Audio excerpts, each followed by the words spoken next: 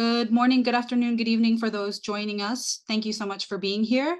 Attendees are trickling in right now, so we will allow that technical process to happen, and then we will get started really shortly. Thank you very much.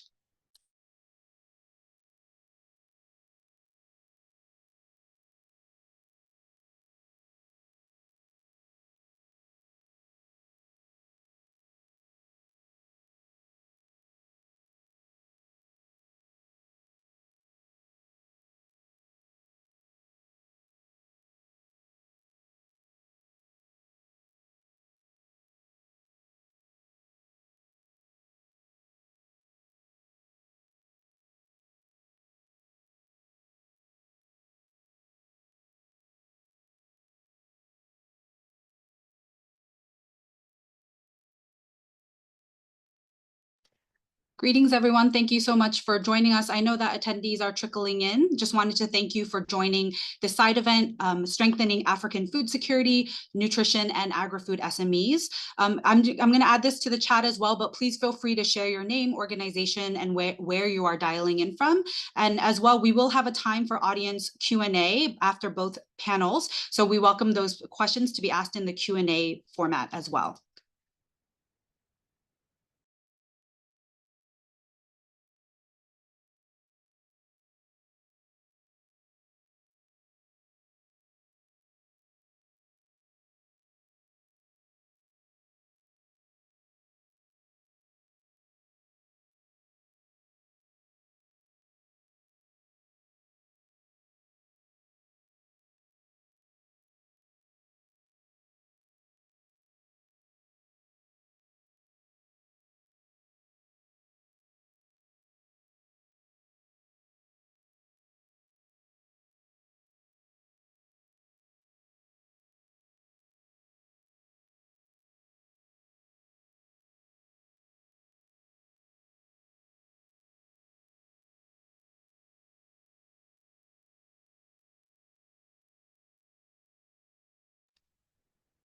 Okay, so I'm going to go ahead and get us started. We have a very tight and wonderful schedule for you today, and we want to make sure that we have time for all of the different discussions and remarks that will take place. So I will get us started here. Again, thank you so much for joining us, and I will hand it over to Abiola Afolayan, who is the director of the Policy and Research Institute at Bread for the World. Thank you so much.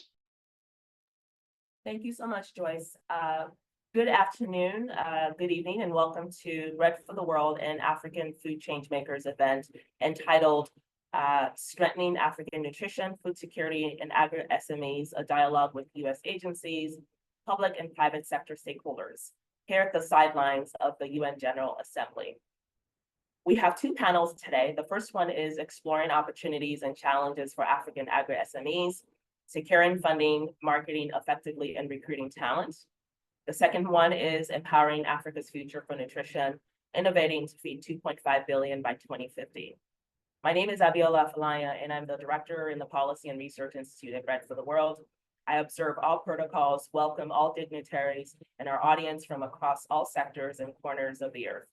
Time is immeasurable, and it's an immeasurable resource, and we appreciate it and understand that you can be anywhere else, and we're so grateful that you've chosen to spend part of your time with us today. I'm grateful to my leadership at Bread for creating the space for my team and I to do this work.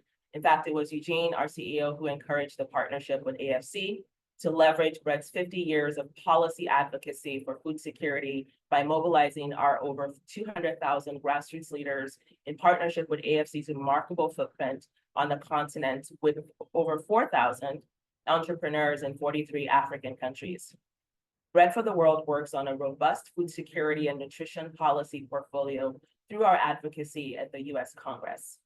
Some of our work include advocacy for nutrition funding, the Global Malnutrition Prevention and Treatment Act, the Global Food Security Act, the US Farm Bill, the African Growth and Opportunity Act, funding for international financial institutions such as the African Development Bank, World Bank, and climate accounts such as the Green Climate Fund and Adaptation Funds, among many initiatives. I'm grateful to my team and the AFC team who put in many hours planning and executing to make this event happen today. I'm also grateful to our panelists for all their great work in this space and for their time with us today. I'd like you to get to know our partner, the African Food Changemakers, also known as AFC. AFC is a dynamic nonprofit organization focused on nourishing Africa and transforming global narratives about food and agriculture on the continent. AFC supports small and medium agri-food enterprises, from primary producers and processors to agri-tech providers and chefs. AFC brings together a vibrant community working across the agricultural value chain. Their programs, such as the Building Resilience Against Climate and Environmental Shocks, their programs include Building Resilience Against Climate and Environmental Shocks, Leading African Women in Food Fellowship, and Scaling Export Program equip agribusinesses with climate smart strategies, business development tools, and foster international trade expansion. I encourage everyone here to explore AFC's work and consider how their model can inspire our collective efforts to support agri-food SMEs in Africa. With that, I would like to introduce Her Excellency Ambassador Minata Samate Sasuma, Commissioner for Health, Humanitarian Affairs, and Social Development, who will offer some opening remarks. Her Excellency is a native of Burkina Faso with over 30 years of experience in international relations, diplomacy, governance, peace, security, humanitarian, and social affairs. At the international level, she has served as Director of the United Nations and African Union Hybrid Commission in Darfur, where she contributed through negotiations and mediations to strengthening peacekeeping operations, humanitarian affairs, and preventative diplomacy. At the regional level, as Deputy Minister for Foreign Affairs and Regional Cooperation, she helped in the implementation of Burkina Faso's foreign policy, crisis prevention, conflict management, and resolution in West Africa. She has also chaired the Economic Community of West African States, ECOWAS Council of Ministers, the Mediation and Security Council, and co-chair of the ECOWAS European Union Troika meetings. Her Excellency is passionate about an integrated and peaceful continent, the Africa that we want, with a commitment to good governance, peace and security, the promotion and protection of human rights, and the rule of law, and the support of women. With that, please join me in welcoming Her Excellency. Thank you and welcome.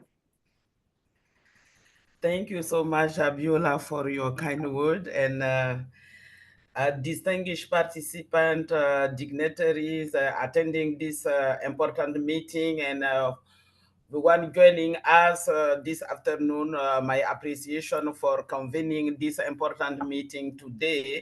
And it is a great honor for me to be with you this afternoon as a Commissioner for Health, Humanitarian Affairs and Social Development at the African Union Commission.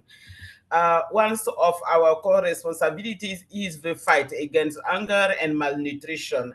I'm humbled by the presence of many partners representing organization, and thank you to USAID, a big partner of my department, interested this afternoon in nutrition. And also, I won't forget small and medium agricultural enterprises and in our continent, the Africa. And the agenda of this meeting to strengthen African nutrition, food security, and agri-food SMEs align with the continent agenda, our Agenda 2063, which envision a continent where our people can thrive in good health, are well nourished, and are free from burdens of malnutrition and in all its form in Africa. Agricultural sector plays a key role in the attainment of this vision by helping at-risk groups generate more income and by making nutritious food more available, affordable, acceptable, and of a higher quality. Collaboration with the private sector are critical in addressing challenges along the food value chain. I'm happy particularly today because this morning we were in a meeting with philanthropies and our private sector to see how we can have more engagement, and particularly feeding our children, school feeding, and to handle the issue of nutrition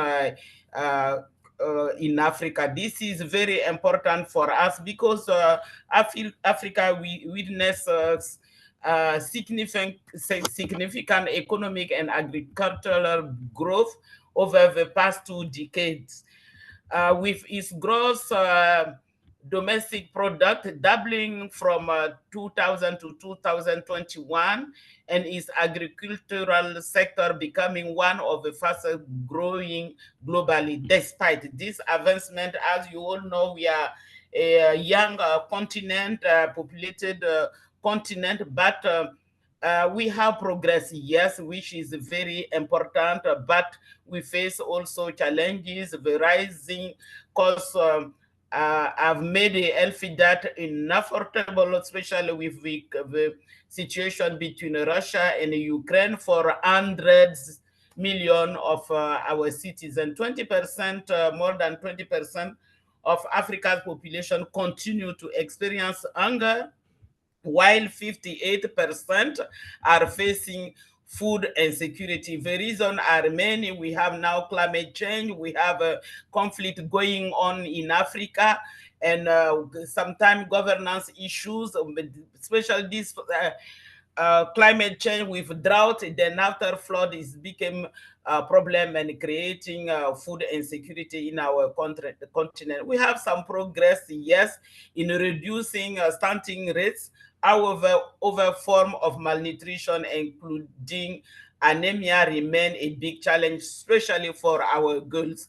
We don't realize that our girls in Africa face a problem of anemia. This is a big challenge. Sometimes we don't know.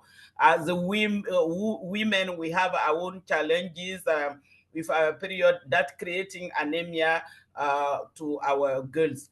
And a new thing also in Africa, overweight and obesity rates are increasing rapidly, leading to higher rate of morbidity, mortality, and reduced human capital development. These statistics make it clear that while progress has been made, a concerted effort is required to address these persistent challenges and harness Africa's full agricultural potential. Without intensified effort, Africa is unlikely to meet its objective of ending hunger and malnutrition by 25 or 2030, which is tomorrow.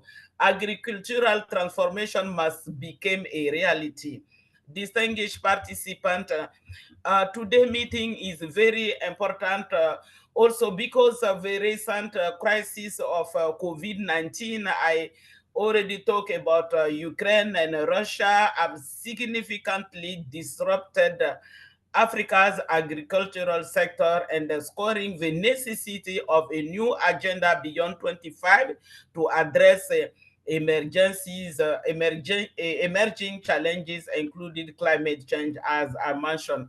At the continental level, the African Union has established a range of strategic initiatives that are in harmony with its overarching vision for a prosperous Africa. These include the Africa Regional Nutrition Strategy, our comprehensive agricultural development program called the CADEP, and the African Climate Change and Resilient Development Strategy and Action Plan, amongst others. In recognition of the multi-sectoral nature of nutrition and persistent challenges in nutrition financing, the African Union is developing a multi-sectoral nutrition policy framework and financing target for nutrition investment that will guarantee domestic resources allocation for nutrition programming in Africa. These initiatives play a substantial role in the joint endeavor to confront numerous challenges, as I mentioned, affecting the continent, including hunger, food insecurity, and malnutrition. The financing gap, African government must attract private sector. That's why I'm saying that I'm happy today, because we saw private sector like Aliko Dangote. We have many private sector and our organization partners attending and saying we will finance agri-food system in Africa. But we need as Africa also to have our own manner to invest in Africa in agriculture, and also to end famine and hunger in our continent. This is very important. Without counting on over to finance, we need ourselves as Africa, and we are doing our part as African Union Commission to explain to our member states the necessity themselves to do something to find a solution to this situation, and it is possible. We have land, we have water, we have fertilizer, because we have phosphate. We can produce all these things in Africa.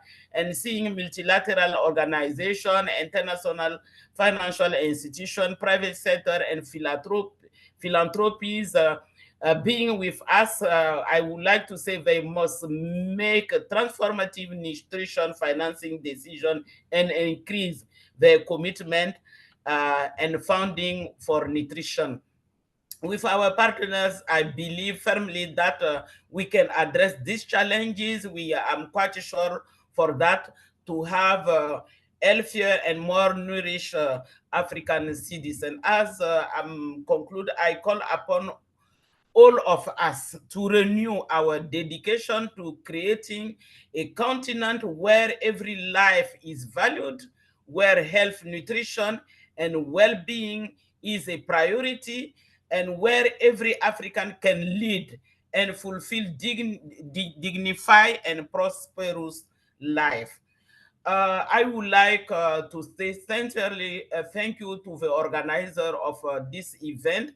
I was saying that USAID is a very big support of my department, and I appreciate that, and other stakeholders and partners of our department, and also the African Union in general. I would like to sincerely say thank you for convening this important forum today, and for extending an invitation to the African Union and me as commissioner to be part of today's pivotal dialogue. The Commission will remain resolute and steadfast to collaborate effort with all pertinent stakeholders to attain the shared objective of a healthy and well-nourished continent. I thank you for your kind attention.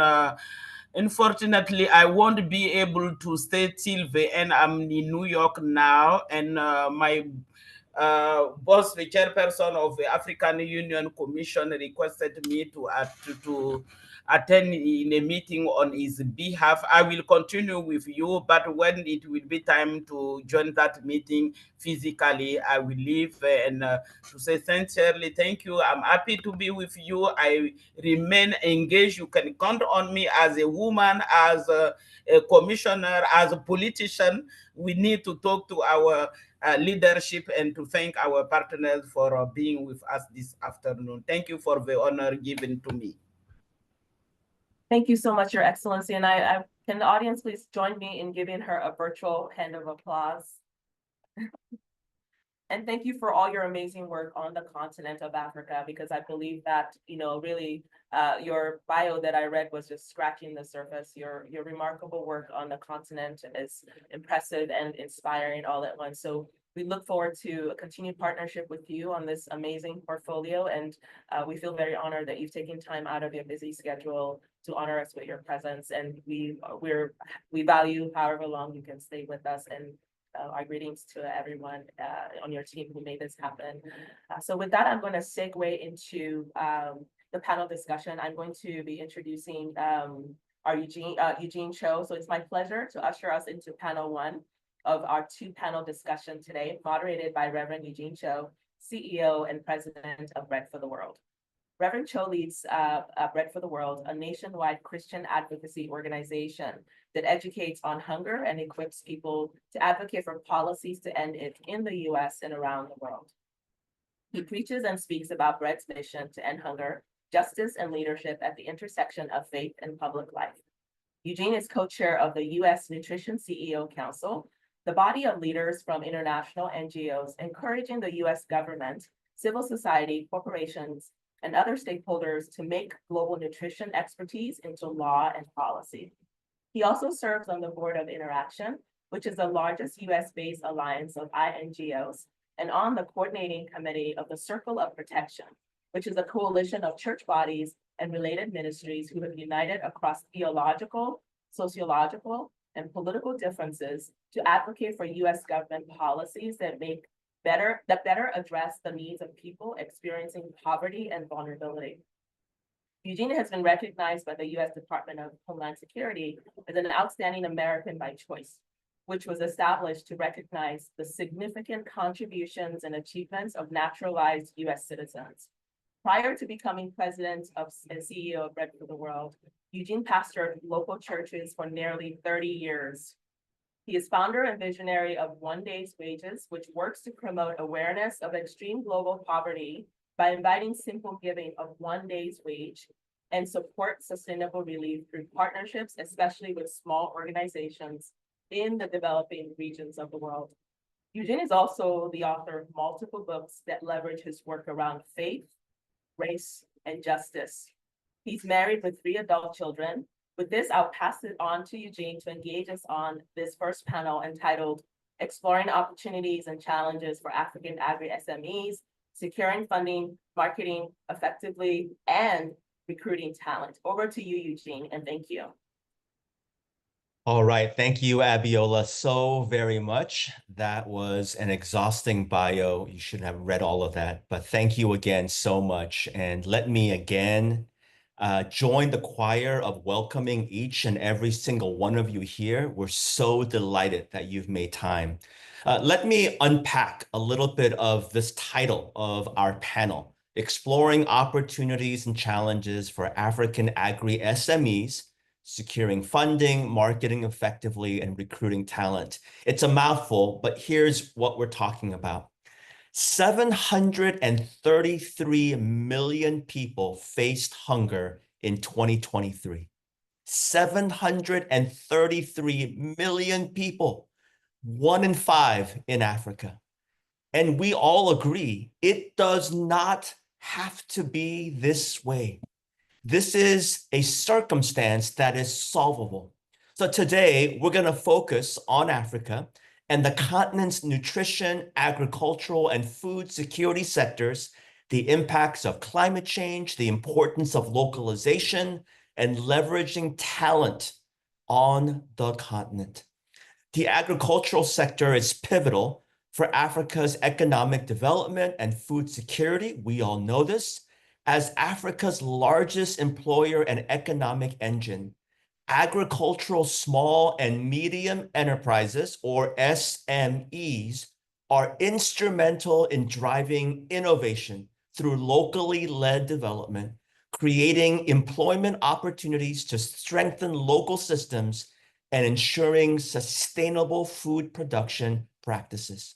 Now, according to the 2024 Alliance for a Green Revolution Africa Agricultural Status Report released earlier this month, listen to this, micro, small, and medium enterprises handle 85% of the continent's food supply, 85%.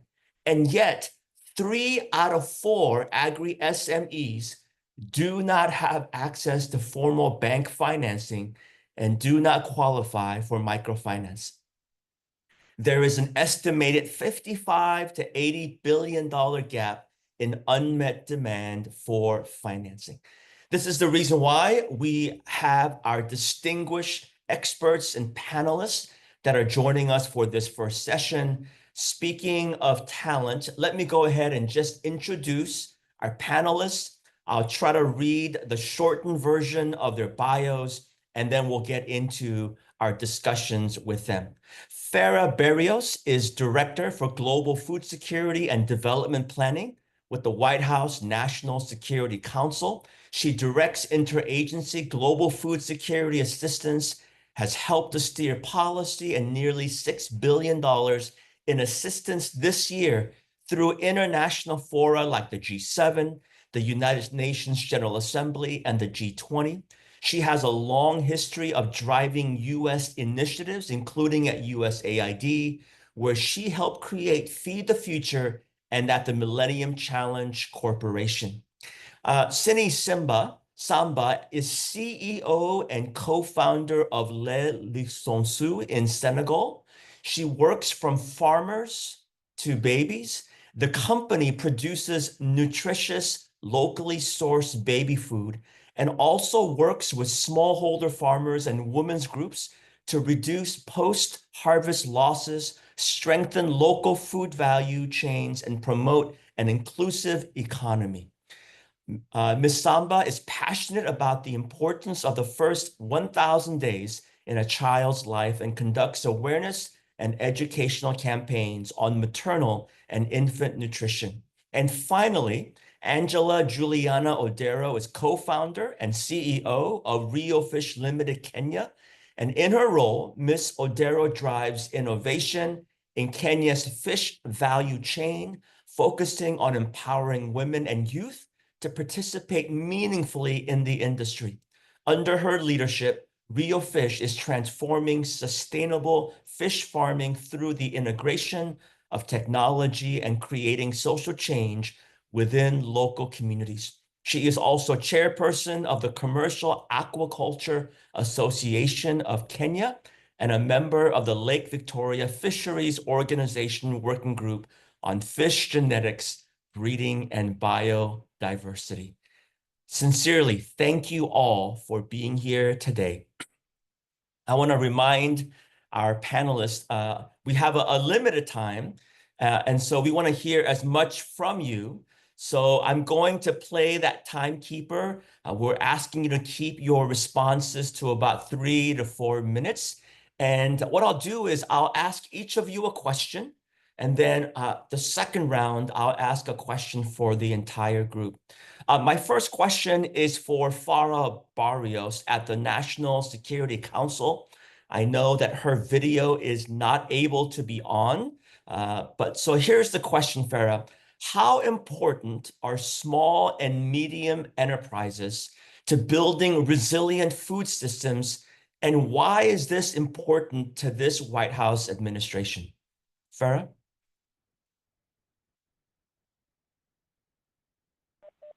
Thank you so much for this opportunity to be on this panel.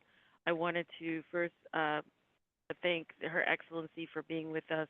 We've been a great partner with the African Union, especially on food security. We understand, particularly for this administration, we've provided one of the largest contributions on food security, specifically over $20 billion, of which over $1 billion through the Millennium Challenge Corporation has been on catalytic growth. A lot of that is solely on smallholder farmers. We understand that food security here in this country is often associated with job growth, and that should be the same respect that we give overseas. Moreover, it is the only way that we, the United States, along with other donors and other partners, can truly tackle global shared challenges such as food security. And with that being said, we have been really focused on how do we deepen our relationships within the continent of Africa, specifically speaking about food security beyond just the humanitarian assistance component and helping to shift that conversation. Moreover, focused on how do we transport, store, and also process food faster, understanding that during the Ukraine war, this broke many supply chains around the world, and food security became everyone's food security. It was not just the continent of Africa, it was not just Latin America, it was every single country that effectively had supply chains in agricultural trade. Small and medium enterprises are critical to this economic growth. By investing in them, you are effectively ensuring and mitigating against the next vulnerable shock or global food shock. With that being said, we have worked really diligently with the Development Finance Corporation to provide small, medium enterprises more financing. We've used our convening power at the African Development Bank to really ask, how do we create agricultural infrastructure? We have a partnership for global infrastructure to really help deal with issues like irrigation, cold chain fusion, and the like. And more importantly, bringing together the heft of the United States government agencies, which now span over 12 agencies within the Feed the Future initiative, to really meet partner countries where they are. Not every partner country is trading, right? Every country is different in their agricultural development. And so recognizing that smallholder farmers are critical to that discussion and to that narrative. And also redirecting many of our current programs to really support bread baskets and food baskets within the region, particularly along the Libido corridor, which we have not only funneled over $600 billion towards financial support on a railway, but also really focused on many small, medium enterprises through USAID, through MCC, and the like. I hope that gives you a brief overview of what we're trying to do, but more importantly, we're trying to establish and meet our developing partner countries in the needs that they would like to actually meet their social development goals, or SDG 2, of zero hunger. Over. Farah, thank you so very much. And we're so grateful for your participation. And what I hear often is the importance of listening and centering local leaders, local talent, this whole emphasis on localization. And so let me pass on the next question to Ms. Samba. Ms. Samba, you're leading a Senegalese business that produces nutritious foods with locally sourced ingredients. Many folks from the West might not know how significant the baobab fruit, the moringa tree, for example. These are so important. And you work with local smallholder farmers to do it.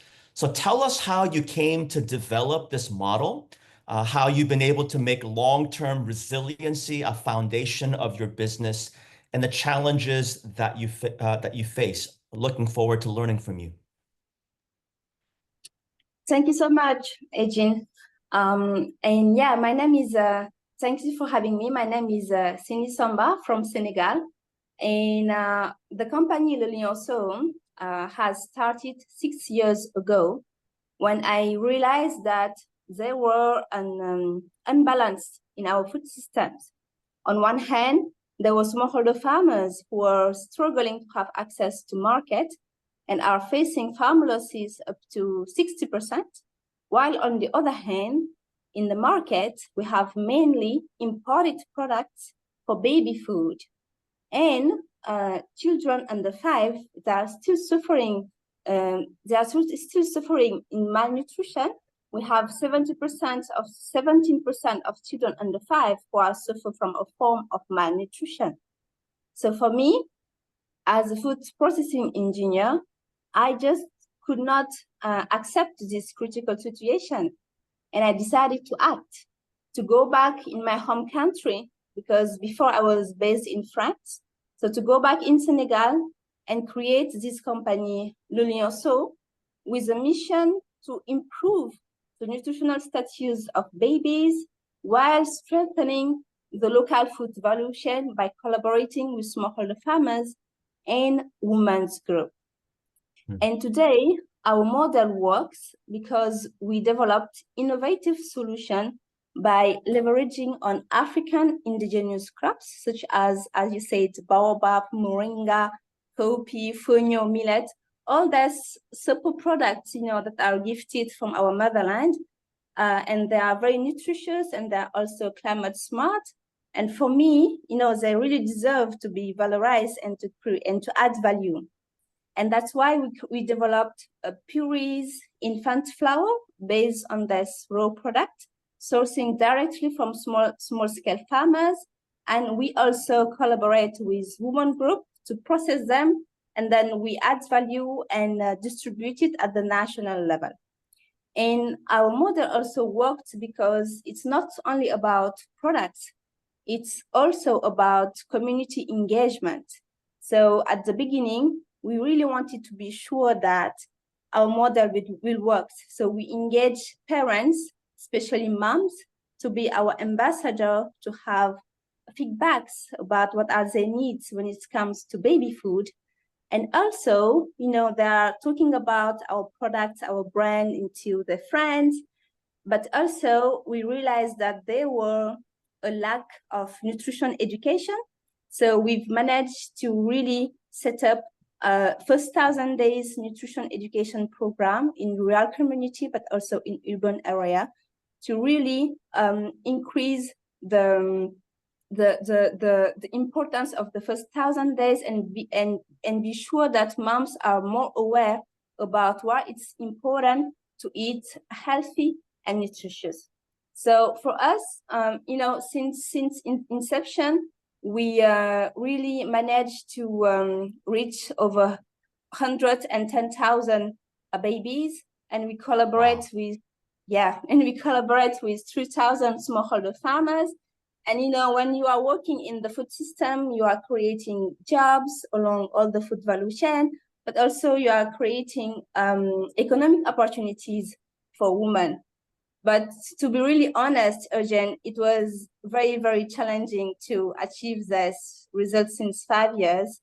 And the main challenge right now is really how to scale the business model. We show that it works. We know that the market is here, but how can we scale up and really reach millions and billions of babies? And this is the main challenging, and it comes to finance, being able that we'll have flexible funding to be able to invest in facilities and just increase our capacity of production. So I do believe that if we manage, to have adapted funding, the innovation are here. So we will really collaborate together, and we will really have long-lasting impact in the food systems. Thank you. Thank you very much. Inspiring, brilliant, and we'll circle back maybe with some follow-up questions. Ms. Odero, as CEO of Rio Fish Limited, how are you providing sustainable livelihoods and increasing food security through strengthening market systems around aquaculture? And what are the biggest barriers in front of you now?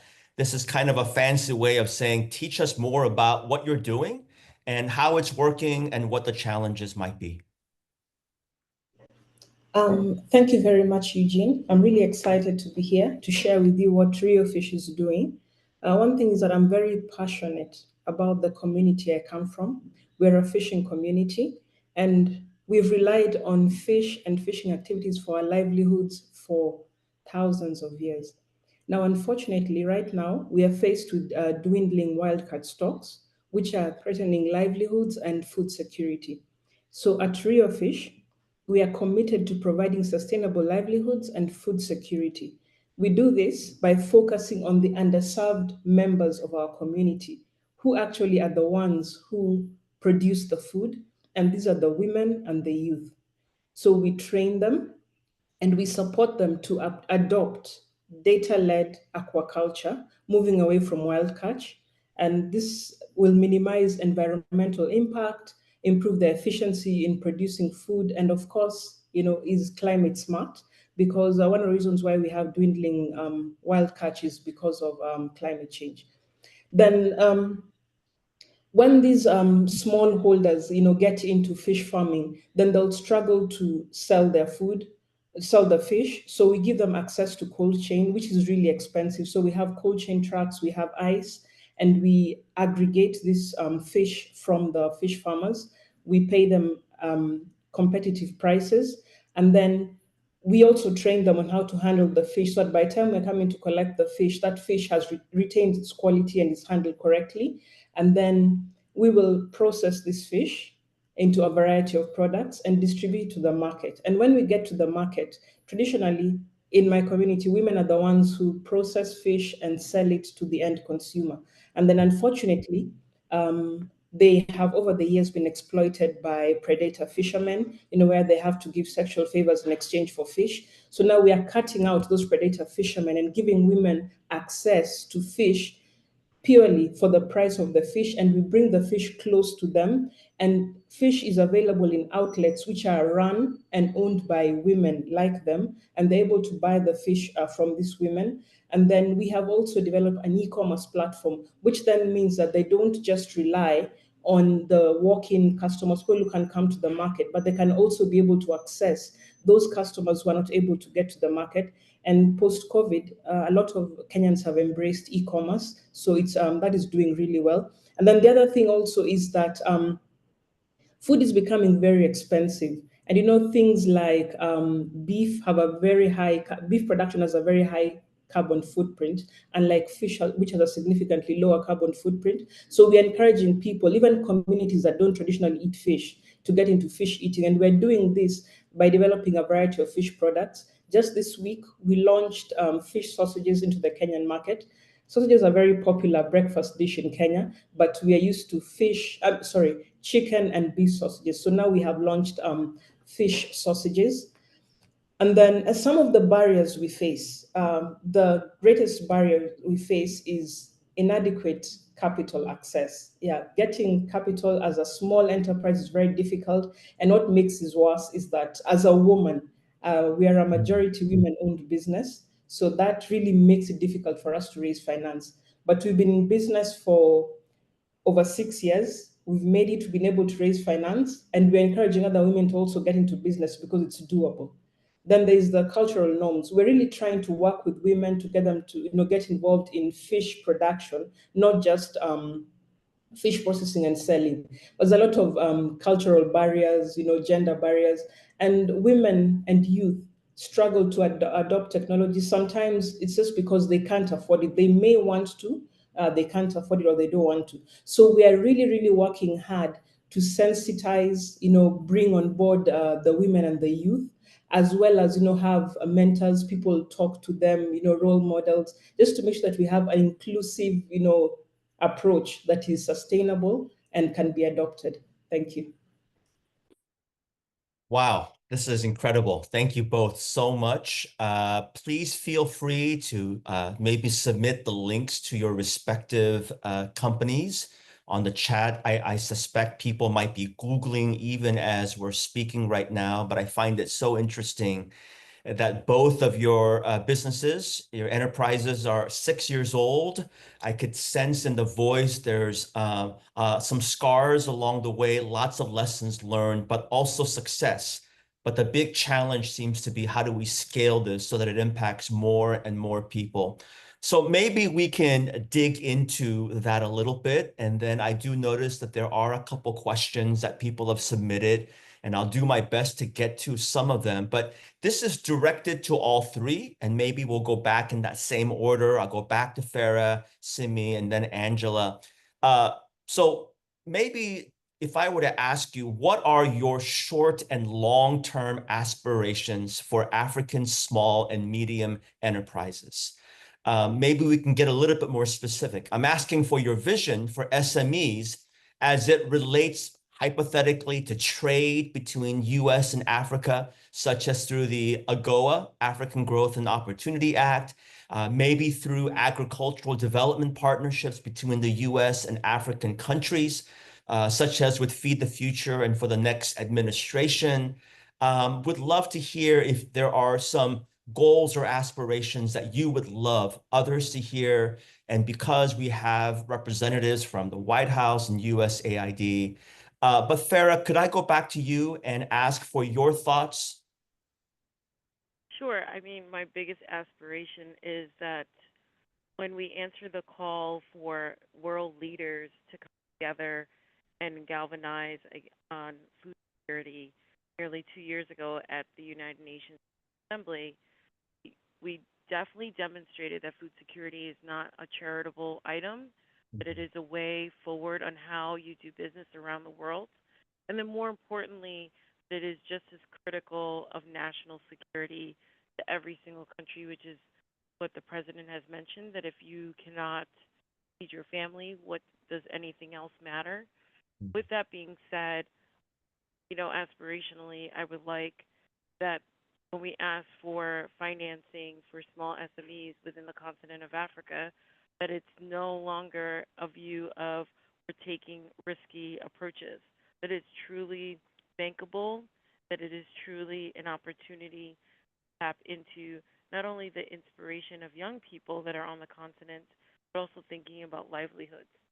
It is the same frame that we think of when we launched the first UN-led International Year of the Woman Farmer, to bring light to the fact that 2/3 of agriculture is ran by female farmers, and also to galvanize other donors to do the same. I know you mentioned $6 billion, and it's actually $20 billion at the beginning of this administration. But most of that has been humanitarian assistance, and we have to shift sort of the conversation that one should be over the other, and that should not be the case. So that's really the vision. How do we support CADUP, for example, through the African Union, fosters additional agricultural trade? How do we actually equip really African leaders to ask for these types of investments, and to be taken as equally seriously, and not when there's a crisis or a drought or a flood, that it's more about livelihoods and mitigating against those food supply shocks, climate shocks. It becomes really dire, and understand that when there is a food shock or crisis, it is also felt here at home. So by helping the world, you're effectively helping yourself, and we need to deepen and strengthen our ties with the continent of Africa. Farah, thank you so much. Simi, to you.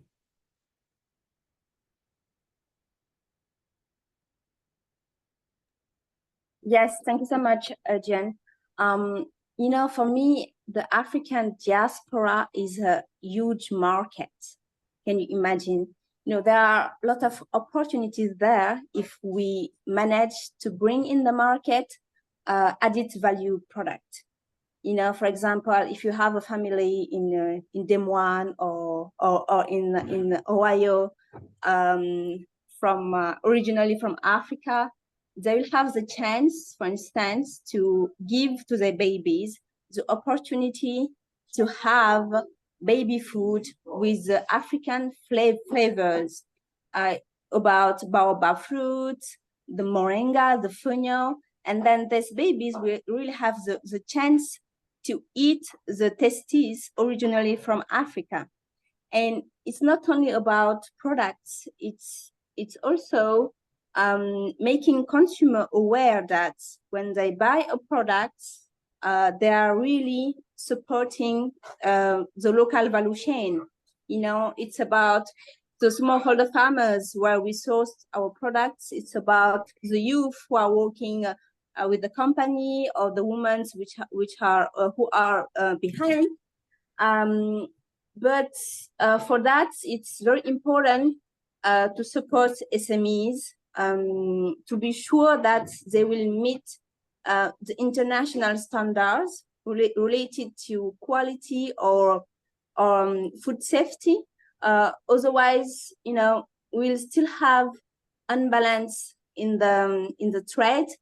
And it's important to engage government and have their commitment, to really foster public and private partnership. So we have to join forces simply, and all together we can really create long-lasting impact in the food system.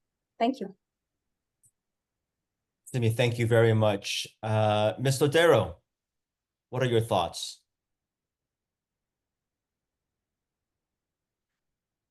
Angela, we have you on mute and would love to hear from you. Sorry. No Thank worries. you, Eugene. Yeah, so for me, I would say in the short term, I would like us to see strengthened trade relations between the US and SMEs in Africa. This will open up markets where we can be able to sell our nutritious indigenous foods, not just to the Africans who are in the US, but also just open up the US market to different foods, other things that they can eat. And then in the long term, I look at agricultural development partnerships. There's a lot of food loss and waste in Africa. I mean, Africa produces a lot of food. Over 40% of this food goes to waste. So I think with development partnerships, we'll be able to focus on building resilient food systems, reduce waste, and really no one should go hungry because there's so much food being produced. If it's stored well, value added to it, there's really no reason for anybody to go hungry. And then globally, for me, I feel like US and African governments should have bold commitments to foster food security, agricultural development, and sustainable and inclusive food systems where SMEs are at the forefront. I know in Africa, especially in Kenya, SMEs are doing a lot in terms of innovation, food production. So if there's that commitment by the government, then they can really go a long way to bolster food security. Thank you.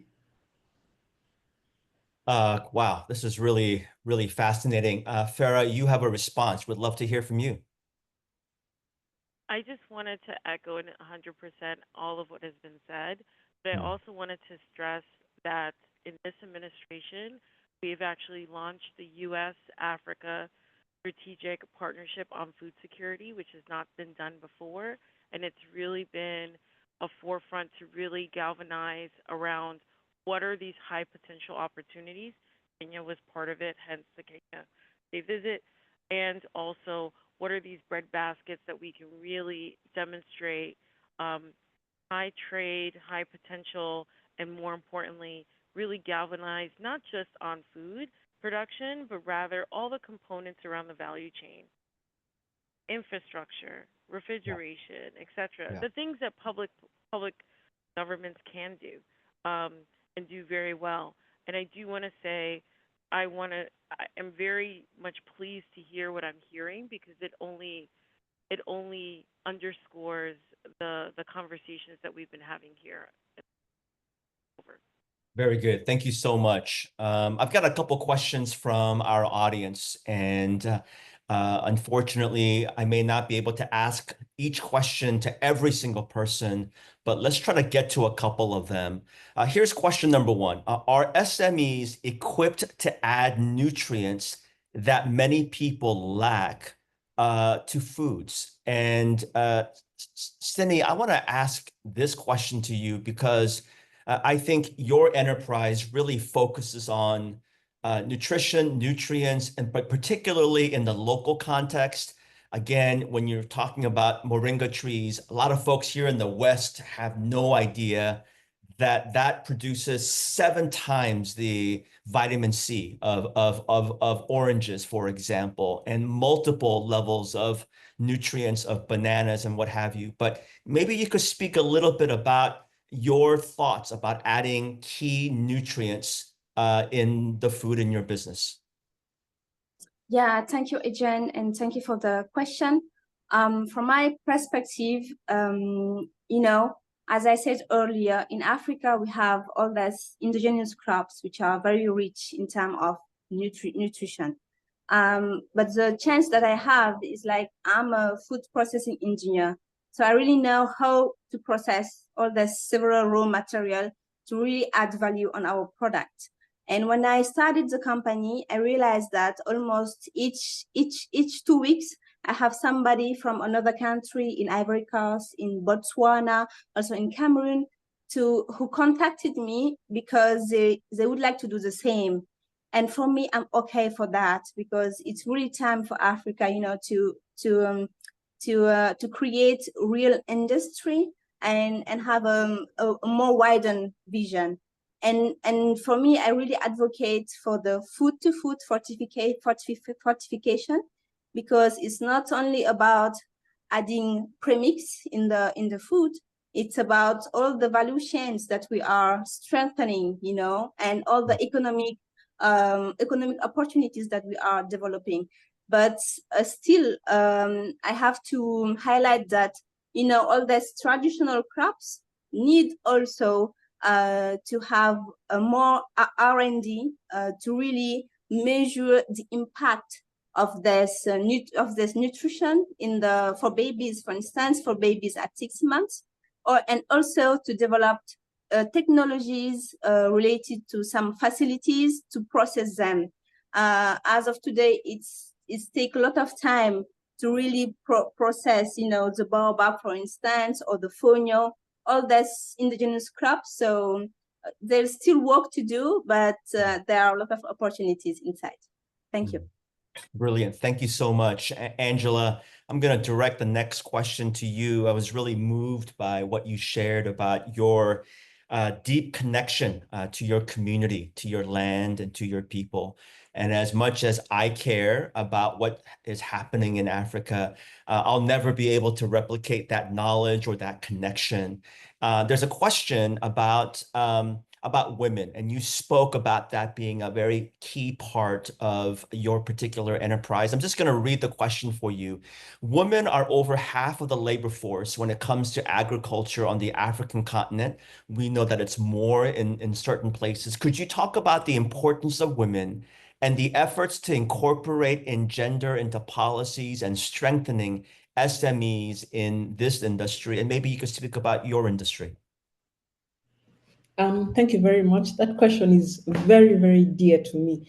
I mean, the thing is, for me, the reason why I got into fish farming in the first place was just to be able to empower women, because I felt that they were doing most of the work and getting least value from the work that they were doing. So in our industry, especially fish production is male dominated, no doubt about that. But now what we are doing is one of the things we do is that we are really pushing to recruit women to get into fish production. So you see, like at the time we started aggregating fish from farmers, we were aggregating let me say up to 98% of our fish from men. So at present, we're working with about 900 smallholder farmers, and most of these are men. But from December last year up until now, we have recruited over 400 women into fish farming, and these women have successfully harvested fish and they are farming again. And there's a lot of advocacy for policy change, policies around women, because things like financing, for example, it's much, much more difficult for women to get financing in Africa, especially in Kenya, because most lenders want collateral. Most women do not have land titles, house titles.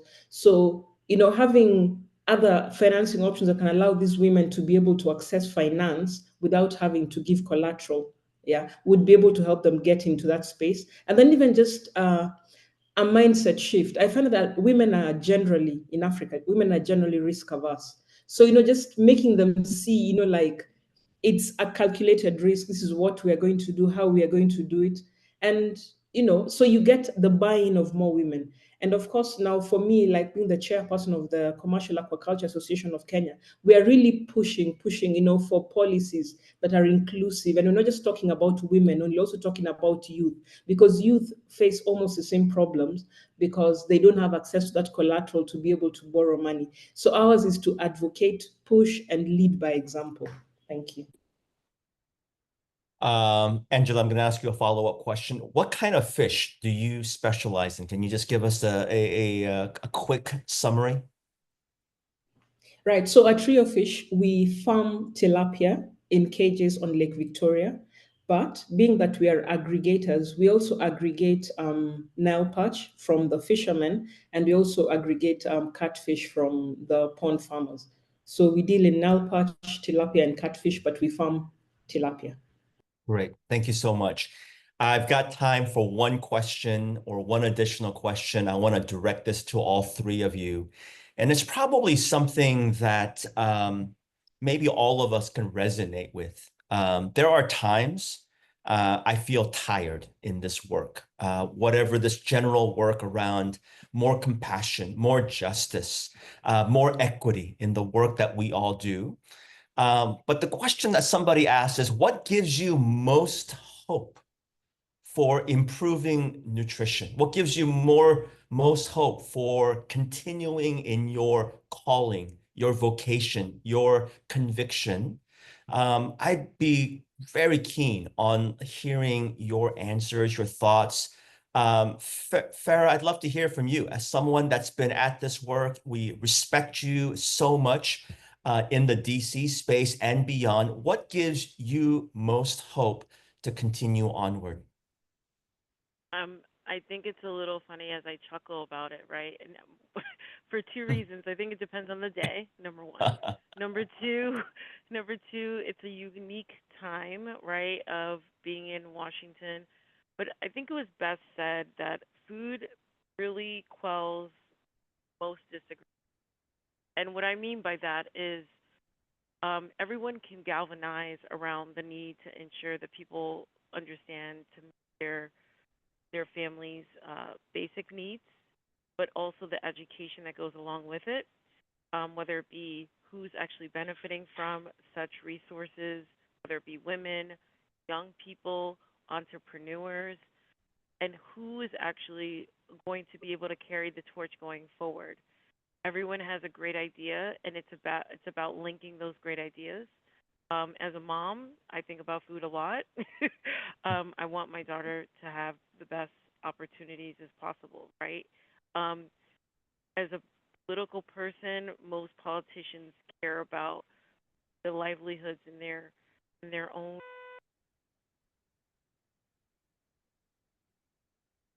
It is possible that we may have lost Farah, but it is not because she's lost hope. I think you've all heard that hopefully today's a good day and she's feeling very hopeful, but thank you so much.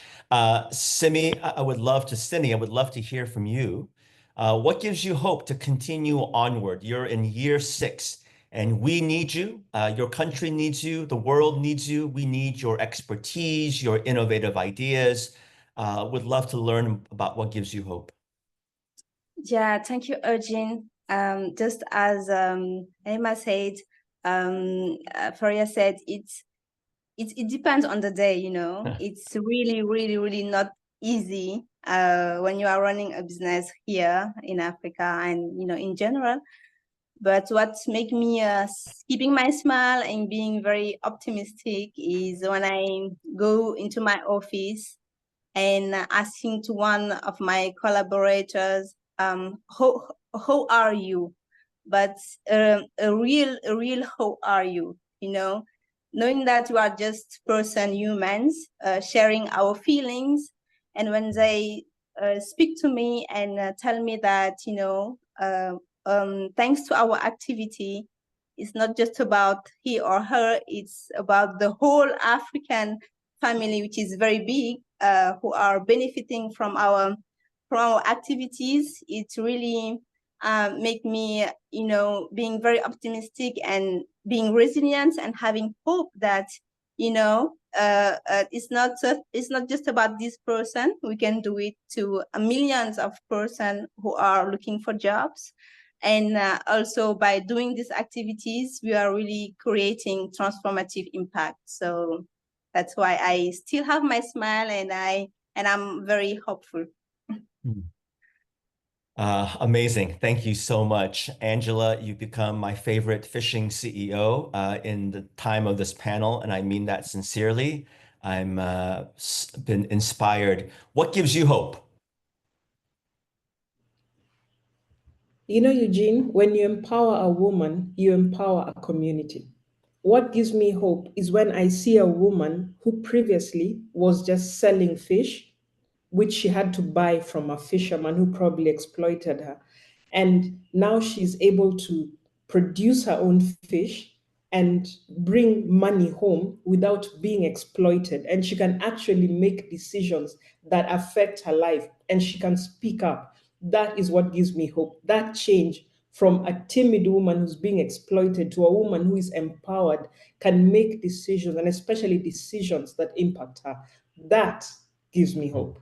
Thank you. Wow. Woo. Man, thank you. I needed that for all three of you. Farah, I know that you're back, but thank you all three of you for your tremendous contribution responses.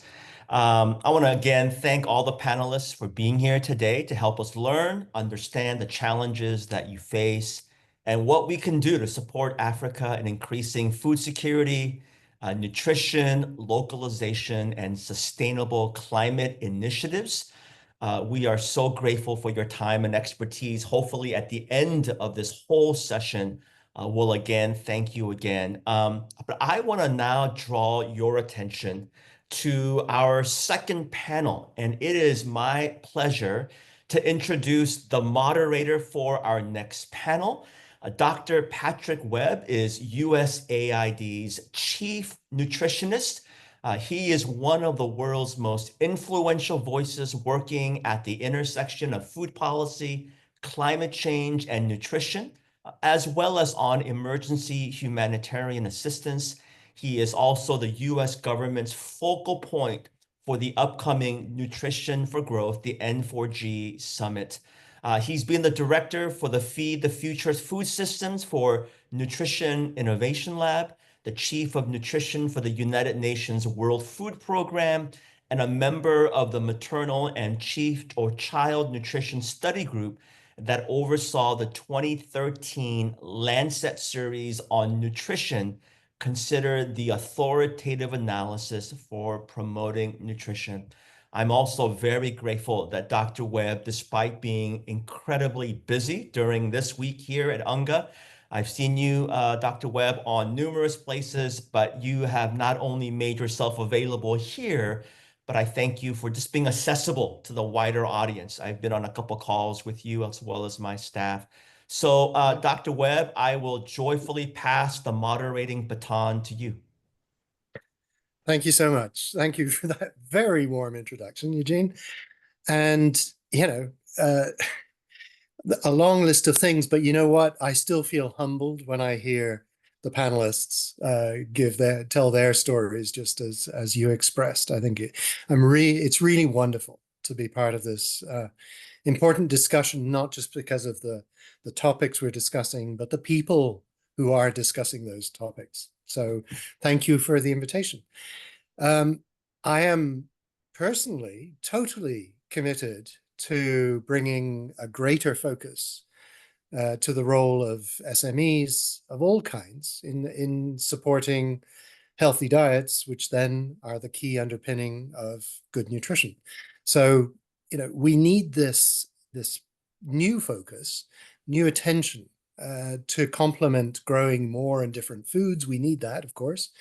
But at the same time, we have to promote demand for those foods, either as part of the diet or as ingredients in food products. And there are SMEs of all kinds engaging across the value chains across Africa, who are so important. As Reverend Cho mentioned, 85% of Africa's food passes through SMEs. And that means there's a huge opportunity for all of us to raise the game, to have higher ambition in supporting those SMEs towards our nutrition goals. But we have to seize this opportunity together.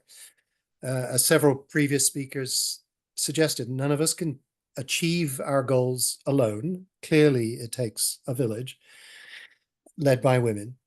USAID works closely with the State Department and with other US government agencies to better coordinate all of the government's efforts on nutrition, both domestically within the US and globally.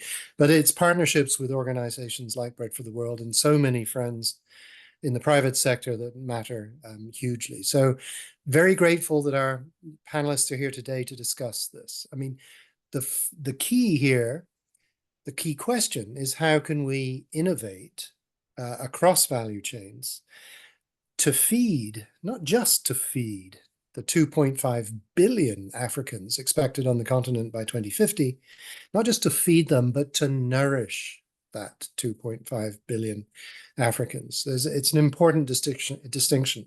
We have to address hunger, no question. Food security, no question. But we have to nourish people for them to thrive.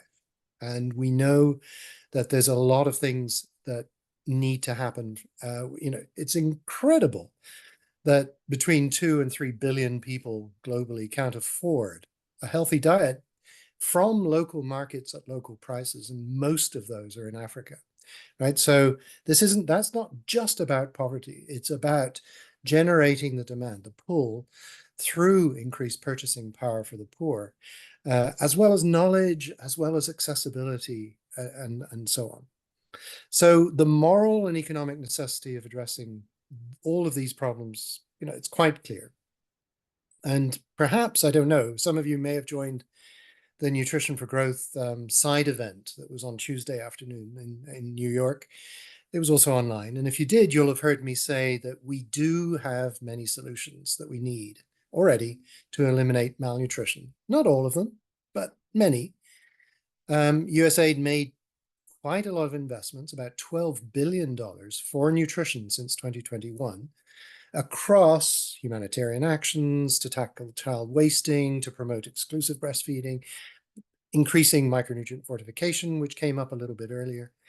And we're trying to focus nutrition actions across the Feed the Future, all of you as government initiative, through market development, food value chains. Angela Odero mentioned cutting food loss and waste, and we've got to improve food safety, de-risk investments in SMEs, as Simi pointed out, and then Farah pointed out the importance of investments in cold chain. So you can see there's going to be a lot of carryover from panel 1 to panel 2. So this means we need to bring our collective ideas and collective actions to the table.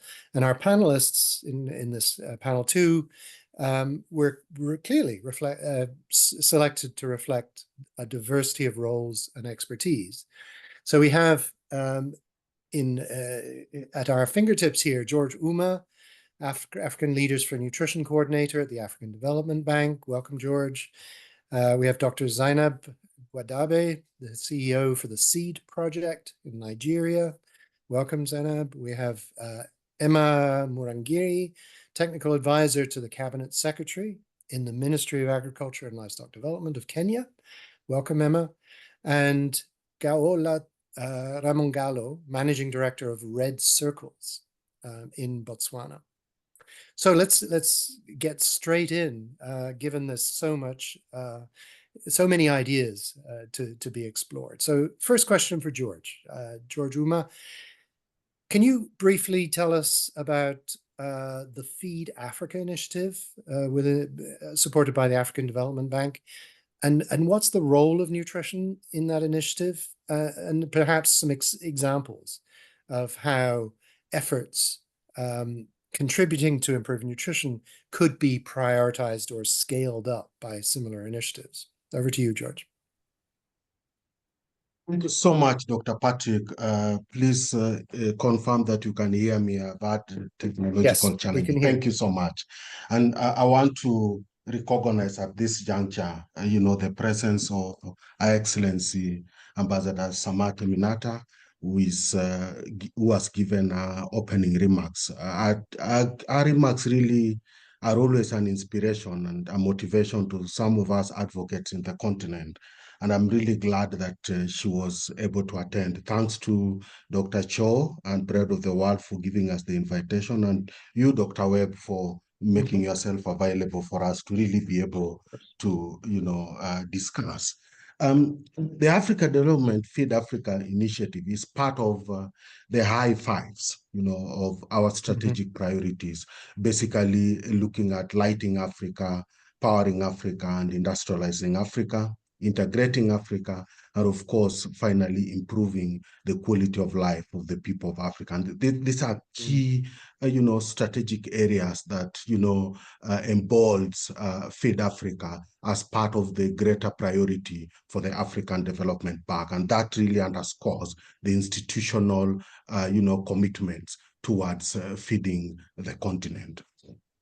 Our goal is to basically make Africa sufficient in food production. Again, this is by modernizing farming systems and ensuring access to market. And I know previous speakers have really talked about this. This is really part of the greater Feed Africa strategy, making sure that there is access to markets, improving livelihood, and of course, all towards addressing critical issues such as climate change and nutrition. Again, whenever you talk about Feed Africa, you look at the sharp ends of other multi-sectoral areas that it contributes to towards ensuring that the continent has improved quality of life. Since its launch, and again, this is an important part of this, it has made really significant strides in transforming agriculture across the continent. Again, going forward, we are going to look at some of the tenets of how it has transformed agriculture. One of the critical initiatives,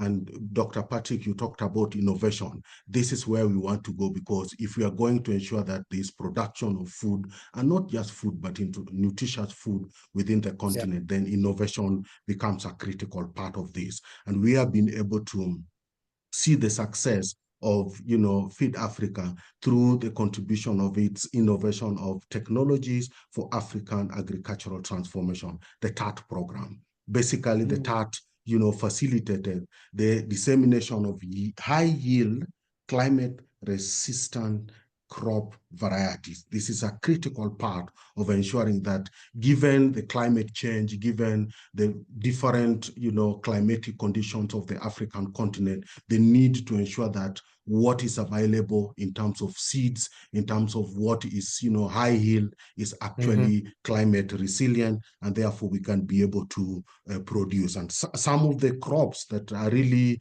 dominant within the continent, that really sought to ensure that their production is high yield, was, drought tolerant maize, biofortified crops, and high yield rice. Remember, in terms of consumption within the continent, rice is really at the core of it. And, during the Ukraine-Russia, conflict, there was a shortage of rice, wheat within the continent. And some of these were the reason TAT really came into play, to ensure that production is there so that we can meet the food crisis, challenge.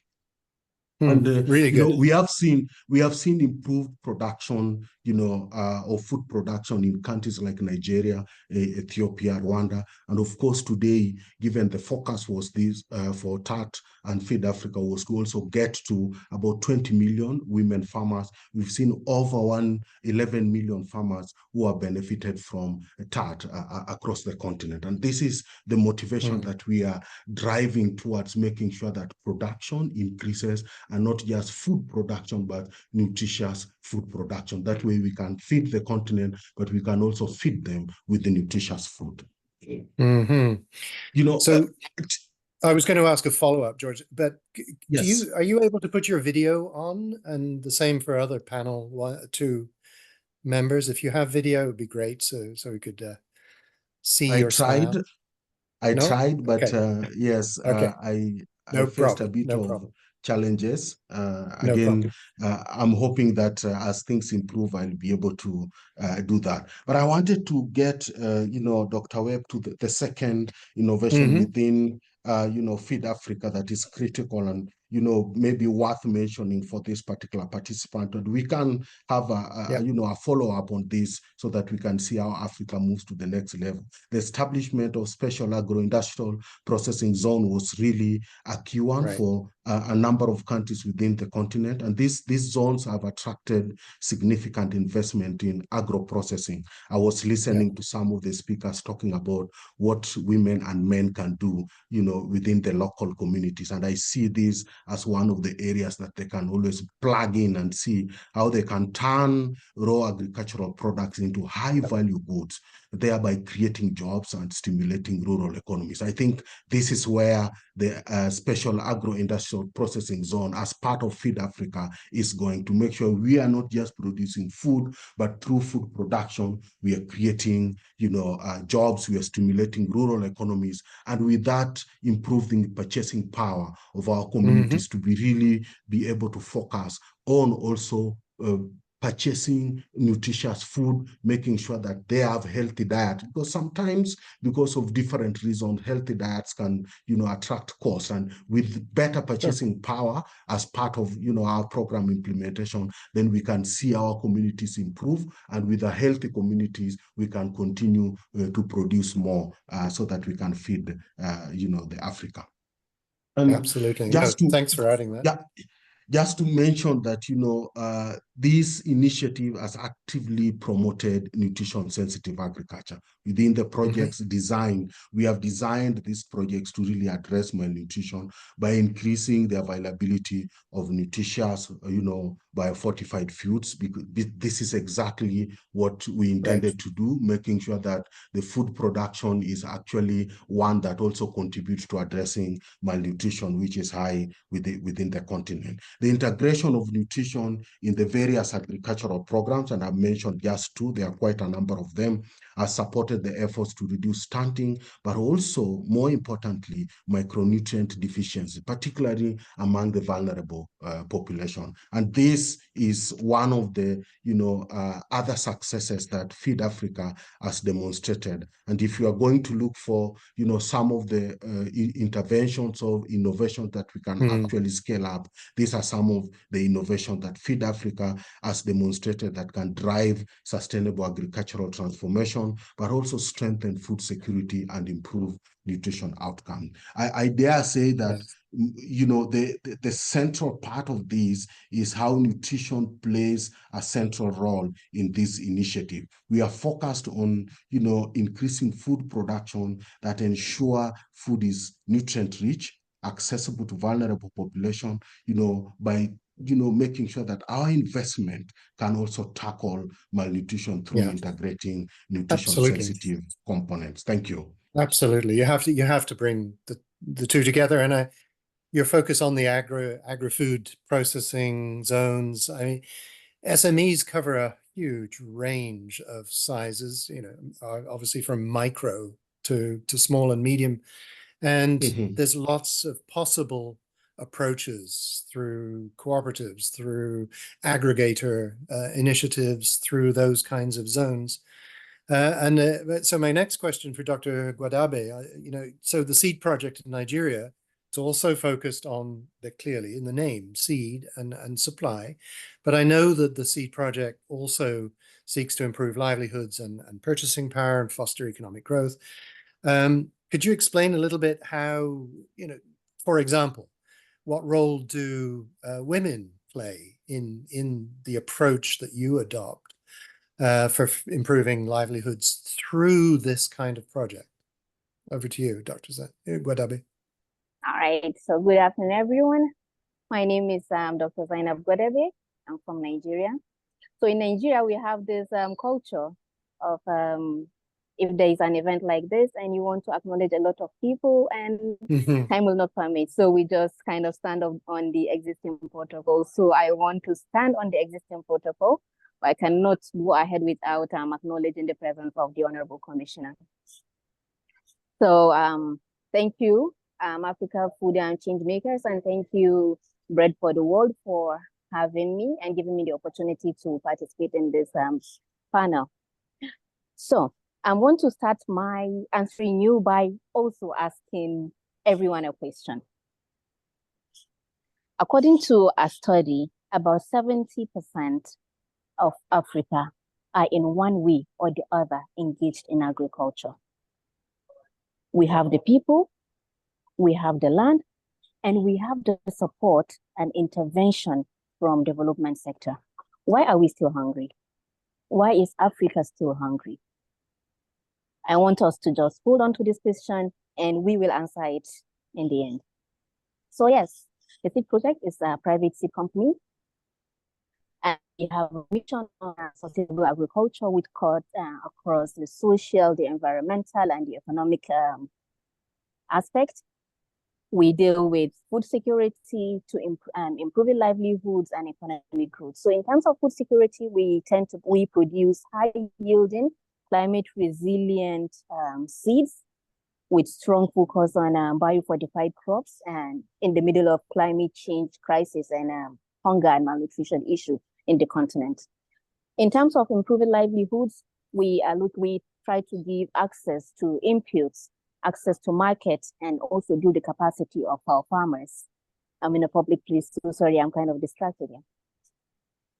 So when it comes to economic growth, we are working on opportunities for our outgrower and ingrower farmers, our agro dealers and processors.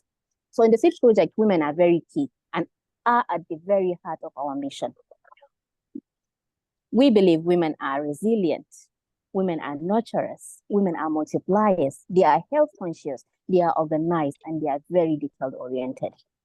I believe these are qualities that every farmer should have. Women have these qualities.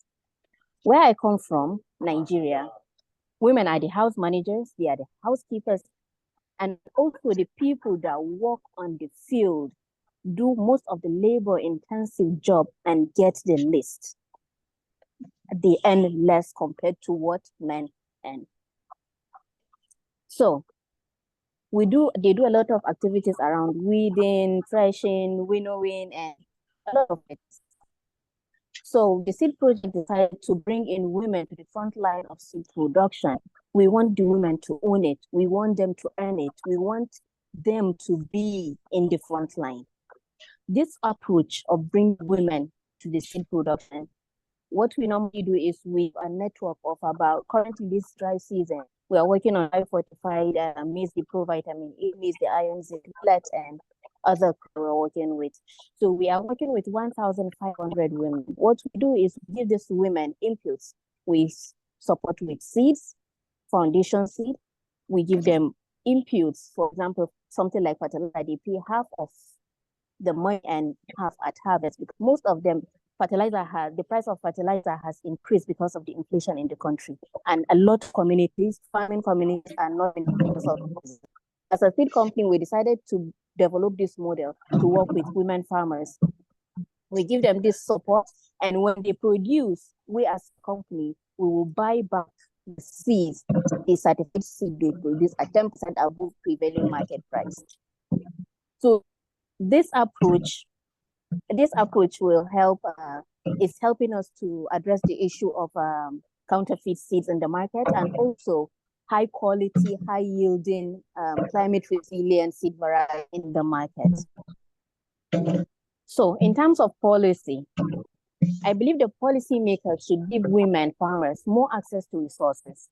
As a private sector or as a private company, there is a limit to what we can do compared to the government. So I think in terms of policy, the government and the private sector should synchronize and come together to give these farmers access to inputs, technology, machineries. There's a lot of conversation happening around integrating youth and women in the agribusiness. This will not happen until we integrate technology and make it more enticing to all these women and youth. Farming is very labor intensive. There are things that when they are mechanized, women can do them on their own without having to involve women. So they can own everything 100% just the way the men do. Secondly, the policymakers should create an enabling environment for the women to thrive, not to survive. We shouldn't be looking at surviving now, we should be looking at thriving. And policymakers, again, should be intentional about this thing. When I came for this hunger, I'm in New York, I don't say I'm disappointed, but there are a lot of things around, there are a lot of conversations and discussions around inclusion. In the SDGs, we have 2 SDGs that are talking about inclusion. But to be honest, there are a lot of things that I see that are not being captured. We see inclusion, but we're still not being inclusive. So I want the policymakers to be more intentional about this inclusion. Also, there is an issue of access to finance. I'm just trying to be very brief, because most of what I want to say have been said by other speakers. So access to finance is to women farmers, especially. The commercial banks, interest is expensive. So even if you are willing to pay that interest, you will ask for collateral, and farmers do not have collateral. Another thing is women do not have land. Traditions of the lands in my country, most of the lands belong to the men. The women do not have access. If you are a woman and you want to farm in a large scale, there is a limit to the land you can be able to access. And sometimes, even if you have the resources to be able to pay for the land, cultural challenges and cultural barriers, so you won't be able to get that in terms of policy. Thank you. No, thank you for elaborating effectively on that question about the role of women. So many things that you said, though, connected very nicely with what has been said before. There's no question that women are key. We need obviously enhanced seed, we need enhanced policies, we need enhanced financing mechanisms, but we need enhanced support for women of all ages. I mean, when we say women and youth, actually half the youth are also female. And we have to think about, as George was saying, not just support on the farm. I mean, there's been World Bank and I think African Development Bank assessments of where future job growth is likely to be in African rural areas. And most of it is off the farm. Most of it is in value chain, value addition, supply chain management. And that's where innovation and technology and the involvement of women needs to be better supported. So thank you, Dr. Guadabe. And Your Excellency, if I made a faux pas by not officially recognizing you, Ambassador Minata, I do apologize for that. The next question goes to Emma Murangiri from Kenya. And I know and love Kenya very well. Can you share some of the innovations or the innovative initiatives and efforts that your office is putting on nutrition with that youth and gender lens, definitely, but and explicitly around job creation in Kenya? Over to you. Thank you very much, Dr. Webb, for having me. Of course, my name is Emma. I'm Murangiri Technical Advisor. Also allow me to also really appreciate the presence of Her Excellency, Ambassador Minata, and of course the just concluded panel and the moderator. In Kenya, I want to talk about what we are doing at the moment in terms of the innovation. I want to concentrate mostly on one of the innovations that we are calling Tejati. Allow me to say that there is a very thin line between youth, nutrition, food security, and job creation. Again, one of the things that is driving this innovation I'm about to talk about is human dignity, especially when we talk about children sleeping hungry. I think that is not really what we would want to see. So for the last 13 months, we have been working very closely with interministry partners and private sector to come up with what we are calling transforming ecosystems for jobs in agriculture through technology and innovation. One of the biggest hindrance that has been there to be able to help us be able to fully even employ our youth or even offer nutrition fully to children is a component of compartmentalization, which this innovation, whose acronym is Tejati, is bringing together closely with the ministry, at least 10 line ministries like the youth, education, energy, trade, cooperatives, as well as working very closely with the private sector and development partners to ensure that we are able to basically create jobs along value chain work nodes. Tejati as an innovation is around 7 initiatives in it, and I would want to basically concentrate on what we are calling SAM. SAM is the school agricentric model.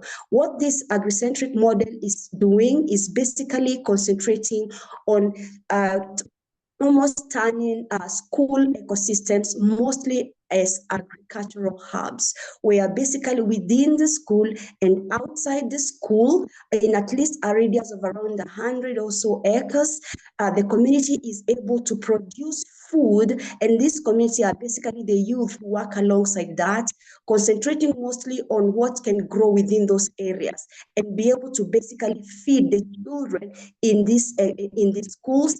And we are very much aware that to be able to feed a child, especially in a day, they require like 800 grams. So while calculating that in terms of the acreage within the school, that would bring us to around 5 to 7 acres.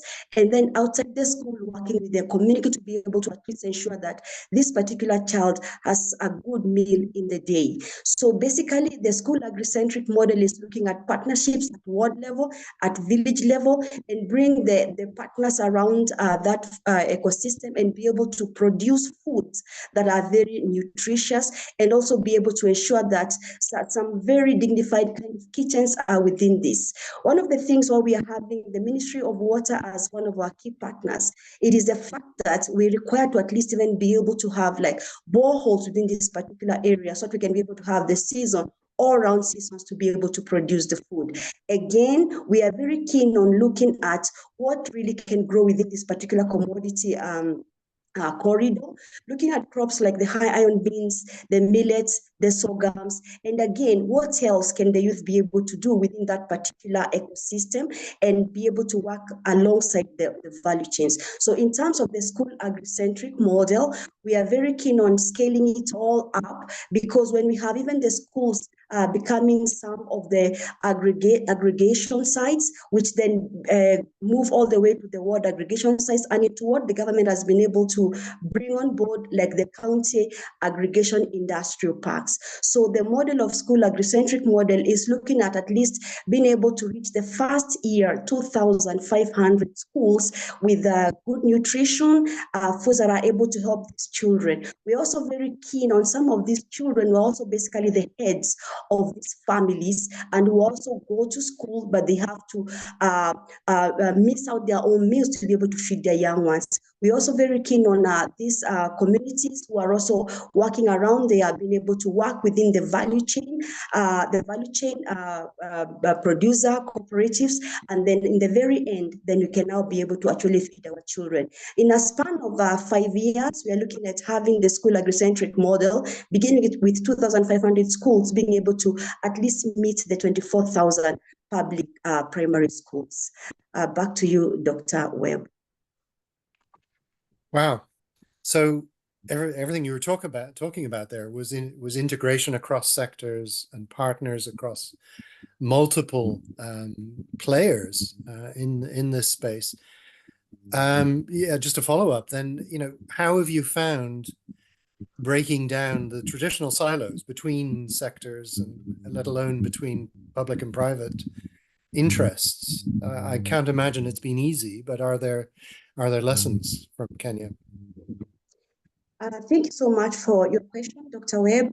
One of the biggest uniqueness in this particular innovation is that we have been able to identify at least very direct line support ministries. For example, the Ministry of Health, which is keen on this particular innovation, comes on board. We realize that if we have to really be able to feed our children across the country, or even be able to ensure that we get the right nutrition for the children, then we have to work in tandem with the Ministry of Health. That has been easy at the moment, because as far as the government is concerned, we are basically saying it is one government. So, and working in compartments may not really take us far. So, like for example, while working with the Ministry of Health, also the Ministry of Water comes on board and plugs in the component of water. The Ministry of Youth comes in and plugs in the matters of the youth. And so it has, at the beginning, really, it was not as easy, but for now, it's quite easy to work in collaborations. That's what we're calling the platform, or the innovation interministerial multi-stakeholder innovation of TEJATI. Back to you, Dr. Webb. Yeah, no, thank you very much. Yeah, one would hope that that kind of approach or model of integration could be multiplied across Africa, because that is clearly that kind of integration is clearly the way forward. Many governments are working now to prepare commitments for next year's Nutrition for Growth Summit, right? This summit that happens every 4 years, aimed at supporting the integration from many different partners of not just increased financing, but what are new ways of doing business? What are innovations? What are best practices that we can commit to collectively at the Nutrition for Growth Summit? I'll go back to each of you in turn. So starting with George again. Do you know if the African Development Bank is planning to, oh, good, now we can see you. Yes. Is planning to make any commitments, or are there things that you feel the governments in Africa should be committing to support healthy diets and nutrition in the coming years? Over to you, George. Dr. Webb, Nutrition for Growth 2025 in Paris is an opportunity for all of us, the nutrition ecosystem. And given the multisectorality with which we require to end hunger and malnutrition, it's important that leaders make a specific commitment. I have 4, and just to mention that towards Nutrition for Growth, the African Development Bank is committed, and I am sure there are going to be critical commitments that are made. As the coordinator of African Leaders for Nutrition, which really focuses on high-level political advocacy, 4 things stand out. 1, we have to ensure that leaders make bold and actionable commitment.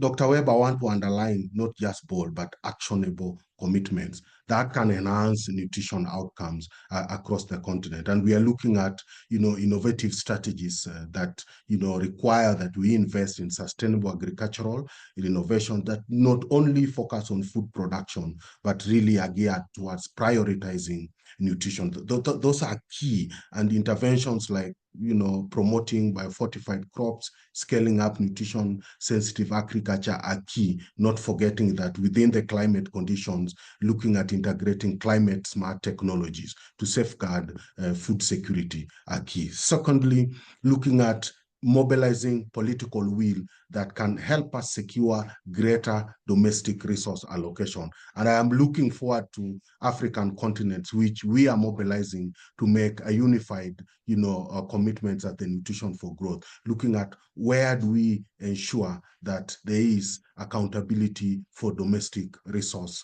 allocation within the continent. That's a second one that really is critical for us to, envisage that leaders should be able to secure their commitments for. A third one is the multisectoral collaboration. And, under the leadership of Our Excellency Ambassador Samate, we are working on a multisectoral policy framework and a financing target for the continent. And we believe this should be one of the commitment areas that we should be able to promote, within the continent, but also within the global community. And the last one that I want to emphasize, Dr. Webb, is alignment of Global North and Global South action plans. It is imperative that we have targeted investment, strategic prioritization of programming, and that can only happen when we have the Global North and Global South actions that are aligned. That's a key one that I would really like to see during the 2025 Nutrition for Growth. We have had commitments before. I believe it's time for us to make commitments that are, changing the narrative, commitments that are connecting us, commitments that are collaborative, commitments that are helping us to co-create by aligning our action plans. Over. On that last note, aligning action plans, I assume there's going to be close alignment between these kinds of commitments and those that make up what will be the Kampala Declaration, the post-Malabo process, right? I'm assuming they're going to be in lockstep, right? course, and we are currently in the process of post-Malabo. So a lot of conversations are going on within the continent. There are a lot of dialogues within the multi-sectoral ecosystem. And I foresee that 2025 is going to be a new, era when it comes to nutrition priorities. I echo that hope that 2025 is a big bang year for nutrition going forward. Dr. Guadabe, Dr. Guadabe, what are your thoughts on raising the level of ambition, but actually both in the public sector, but also in the private sector, to ensure commitments and that are actionable across Africa? Do you have any thoughts on that?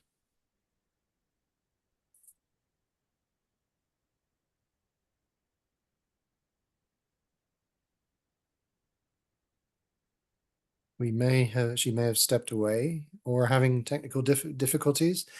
Emma Murangiri, same question. I mean, public sector, we know Kenya will come with some very strong commitments and at N4G. But are there any in particular that you would wish to come to the forefront? Yes, please. Thank you, Dr. Webb. One of the most critical direction that we really need to bring really at the forefront is technology.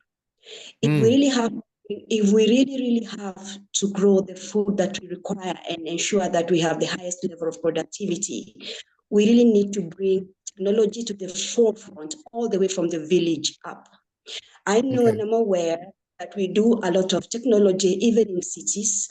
We do a lot of that even at a county level, but leveraging technology from the village up is one of the most critical things that we need to think about. The other bit is that we also need to critically think about technology along the value chain work nodes, because there's so much that the youth can be able to do along the value chain work nodes. And by doing that, we increase productivity, hence increase food, nutrition, and job creation.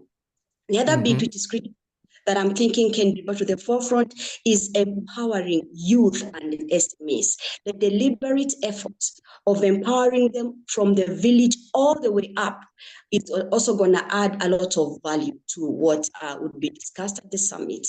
The other addition is basically to enhance infrastructure for food security. There is so much that happens along the corridors of production all the way to the corridors of export. In between there is need for the summit to actually be able to think through what can we do differently to enhance infrastructure at that level. And last and not least, without repeating what my colleague, a panelist has mentioned, I think there is critical need for interministerial, multi-stakeholder, participatory planning. That will be able to enable us be able not to work in silos, but to work very, very closely, not just as an interministerial as per country, but even some of this planning goes even to inter-county, especially inter-regional. That helps us to be able to achieve what you are looking for. So thank you very much. Back to you, Dr. Webb. Yeah, absolutely. Ms. Murangiri, I mean, yes, we need to ensure that whatever happens within countries facilitates cross-border trade, not just trade with the rest of the world, but African, regional and continent-wide trade. That requires attention to food safety legislation, to the role of tariffs and trade, and so on. You mentioned technology, Emma. And I think, George, you mentioned innovation, but that was also to some extent about technologies. Several comments in the Q&A have come up about surprise, in a sense, at the statement relating to the high levels of food loss and waste in Africa. Is that an area where technology and innovation can play a role going forward along value chains? Maybe both Emma and George, maybe you have something to say around that? Maybe I can come in on that. Yeah. One thing that, thank you very much, Dr. Webb. In terms of food waste, that also has a lot to do with fact that is the capacity building because one is able to understand why producing, who am I producing for, and how do I use the food or how do I utilize food. The other bit also is about technology. Where we have technology, then we are able to actually ensure that we even have the right storage equipment and also the right value addition equipment that is able to enable us be able to add value to our foods and hence be able to store the food more. Again, when it comes to matters of food waste, apart from technology, there is also working markets backwards. You know, you work from the market backwards. And also planning. So technology comes in, capacity building, very, very directed planning, and of course also monitoring and evaluation. One thing that is very critical in this is also integrating some of the ideas that come from the young people who are coming from schools and colleges. They have also a lot of innovation come along that. And also last and not least, bringing the issues of more of a modern and including also tradition, blending the two, so we're able to borrow some of the ways of avoiding waste from the indigenous ways and also connecting it to the modern ways. Back to you, Dr. Webb. Thank you. Yeah, no. So capacity building, yes, someone in the chat, in the Q&A, Maria Saria, was suggesting there's a need for, or there must be training programs relating to food loss and waste. It has to be at all levels, at the entrepreneur and innovator level, the businesses, not just the consumers, certainly at the level of wholesale and retail. George, any investments there? Two things, and I agree that you know, training is a key you know, component of ensuring that we can be able to reduce waste. But I have two other, you know, technologies. One is the post-harvest technologies that I know the bank is also promoting, and we are talking about, you know, technologies like cold storage, making sure that we can be able to preserve the longevity of food and therefore be able to make sure that it's able to reach the intended consumers. That's a key one that can help us really reduce, you know, food wastage. The second one, and I think I alluded to this, you know, as part of what we call markets. If we can use digital technology to ensure that our farmers understand where the markets are, then we will reduce food wastage by 50%, because that means we are able to get food to the right people who need it. Trust me, I've been to different countries, and sometimes you get to, you know, realize that in one region there's plenty of food.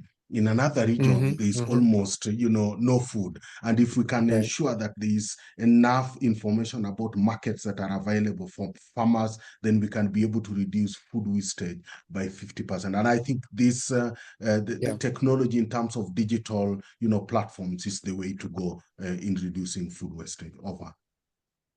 Yeah, no, thank you, George. Absolutely. The attention to reducing food loss and waste is so important along the entire value chain, from the farm, from seed input even and fertilizer even before the farm, because that alone can reduce some of the burden that is imposed on agriculture to keep producing more, and in a time of climate crisis and high fertilizer prices. Absolutely, all of those things matter.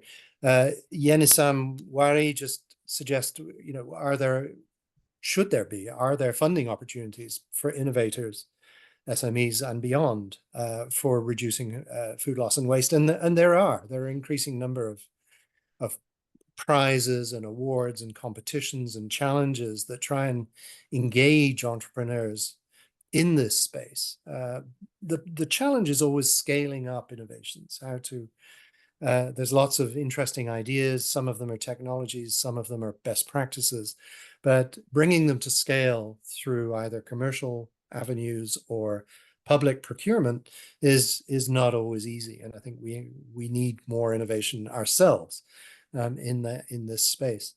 I don't know, Dr. Zainab Guadabe, if you're back or able to connect. Yes. Yeah. Yes, I'm back. Please, so sorry. Please. That's okay. Please do come in this space. If you know, it must be important in Nigeria and beyond. We know that to reduce food loss and waste. Is that something that you are also working on in your program and activities? Seed is different from grain. So the loss in terms of seed production is minimal compared to grain production. For example, in our vegetable seed production, what we normally do, we produce the seeds on the field or in the greenhouses. And when we harvest, we bring them in and extract the seeds, just the seeds, for our use. And the flesh will be given out to women to process it for value addition. So I don't want to say zero waste, but it's very minimal. Everything is in one way or the other being used, or animal feed for seeds like carrots that cannot be eaten when they are already boiled to produce seed. You can use the fruit, remaining fruit, as animal feed. So it's very minimal. That's a great example. Not just of minimizing waste, but of engaging women and youth to be more productive. In a sense, it's a circular economy concept, right? If you're using food, kind of, yes, food waste for livestock converted feed, to wealth, absolutely. And well, does it go further? Does the livestock manure get filtered back into the program to enhance the soil fertility? Yes, especially with the women farmers, because with our grower program and in-grower program, we allow women to do even backyard farming. If you don't have a land with vegetables, you just need a very small land compared to when you're producing rice or maize, that you require huge land to be able to make something out of it. So we accept backyard farming, and with the cost of fertilizer, our women mostly do the fish pond kind of fertilizer, the organic or the poultry fertilizer, because it's cheaper, and most of them have this poultry at home at their backyard. So whenever it's a kind of a circular economy. Yeah, no, that is very much so. There was something. Go ahead. Okay. Please, okay. In terms of the arable crops like rice, maize, gum, millet, they have a longer shelf life. And being they are seeds, they are treated differently from grains. They are more delicate, and the process is a bit different. So in terms of the loss with them, for store, you know how you have to store. You know how you have to store them. You have to use pallet. You have to do fumigation. You have to do this. There are protocols to storing seeds compared to grains. Grains, any farmer can produce grain and can just go into any room without fumigation, without palleting, without proper storage to keep them, which is just a matter of time before they start having infestation compared to seeds. And infestation hurts the profit, but there's also the fear, the dangers of aflatoxin contamination, which is a food safety threat. So appropriate technology for storage, threshing, but also the cold chain that was mentioned earlier is really, really important. And thank you for being very specific. The grains are one thing, but other nutrient-rich foods that are perishable are where most of the food loss happens. And we need to do a lot more to protect nutrient-rich foods, fruits and veg in particular, but also the animal source foods and the fish and the dairy and the eggs. We need to put a lot more innovation and technology and training into protection of those kinds of foods, right? Yeah, including training. Especially the capacity building aspect. Most farmers are traditional people. Where I work, a lot of them still do not have national identification number because of cultural norms. So something as simple as a national identification number is not accepted in a community like that, talk less of advanced technology. So when you go with something new, you have to use strategy, you have to use diplomatic approach to maybe piloting, field days to get them to accept things like that. So building the capacity, showing them this is how it's done. When you as somebody who is more open to learning, do it. When we bring in a new technology, we try it on ourselves and do a demo for them to come and see it. And when they see it, that farmer only believes what he says. Farmer do not understand any grammar, any English. They believe what they see. So that capacity building is very important. Creating awareness, climate change, the storage, even the storage, they will tell you, when you tell them, this is now how to store cowpea.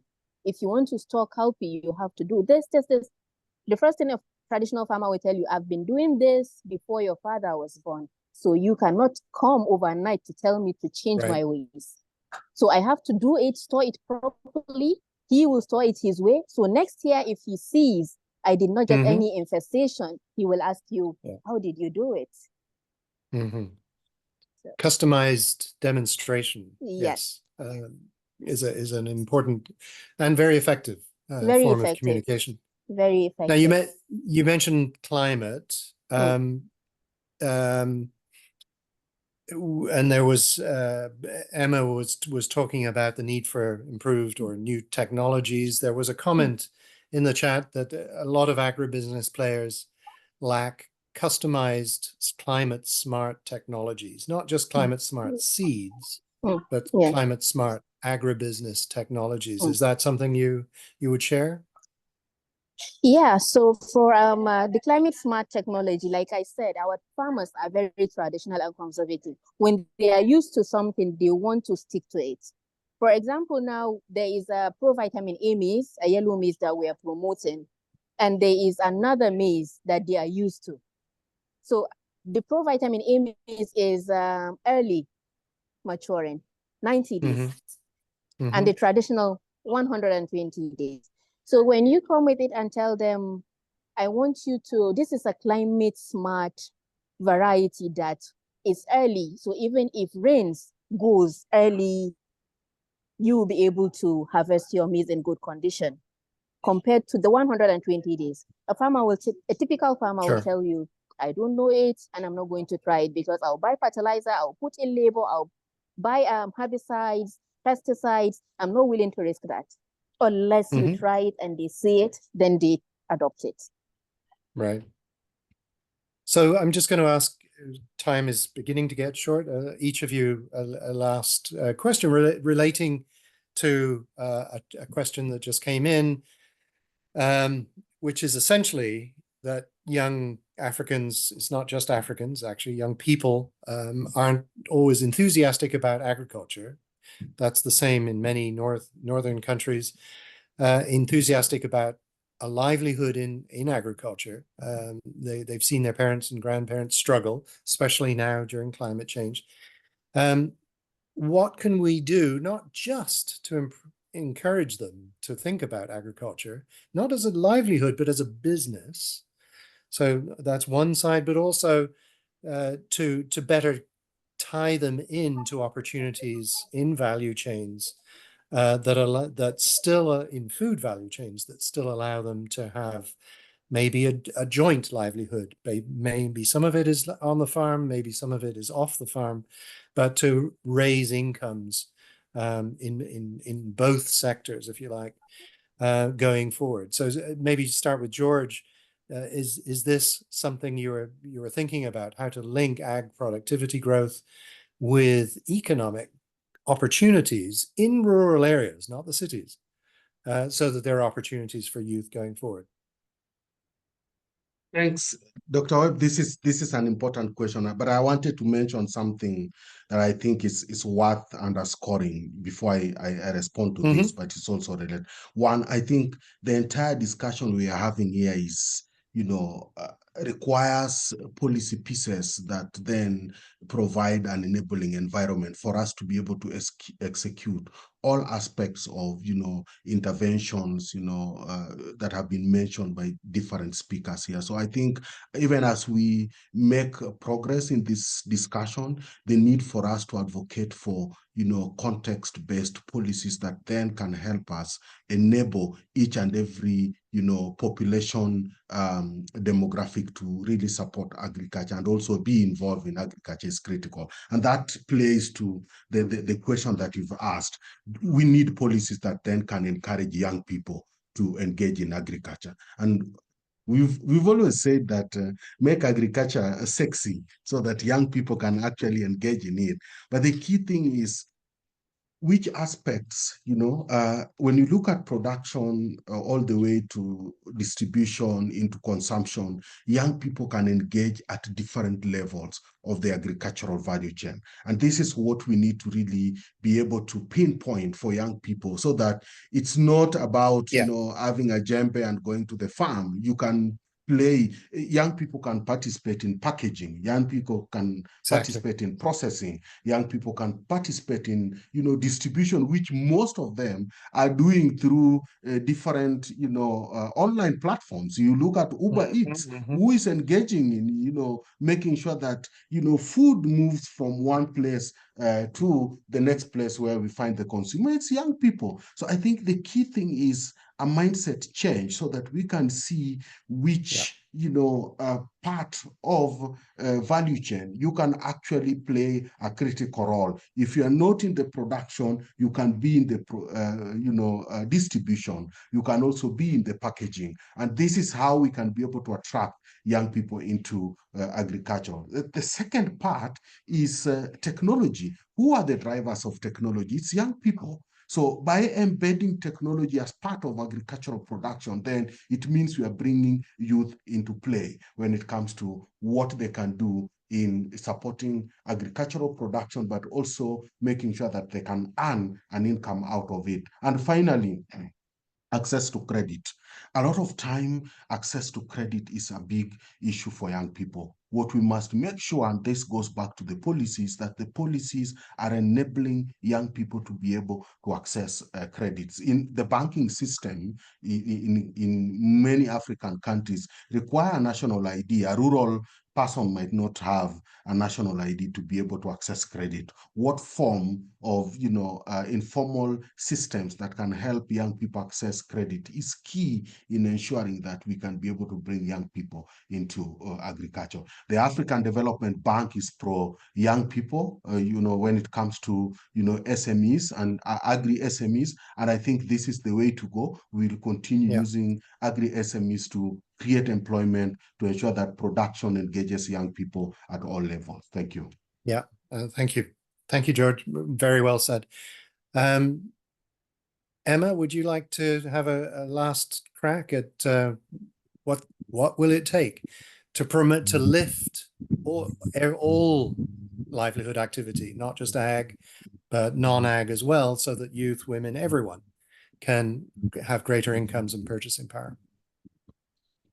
Yes, thank you very much once again, Dr. Webb.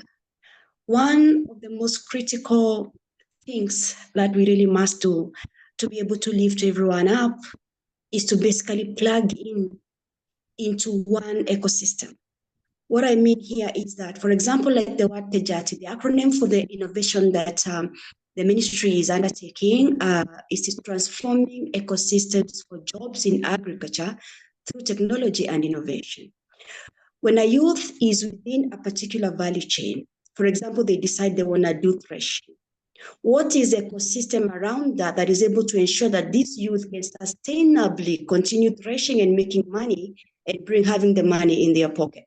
So we really need to look at a 360-degree turnaround of ensuring that each and every bit of the cog within the ecosystem is playing their role. Let me also give another example that is very critical, that we may not really have been conscious on that, but this is my own personal opinion. We might also be part of this disincentivizing the youth from, for example, entering into agriculture. Let me give an example. When we talk about agri-techs, for example, or we talk about competitions or awards or whatever it is that we pull the youth to come to be part of the sector, many of the youth will come to the forefront. They will bring the agri-technologies. They will come in for an award, but we may end up taking maybe say like 10 out of 300, maybe 100 out of 6,000. So what happens to the other remaining bit? Sometimes they will go back and say, I don't really think I'm interested to go back there.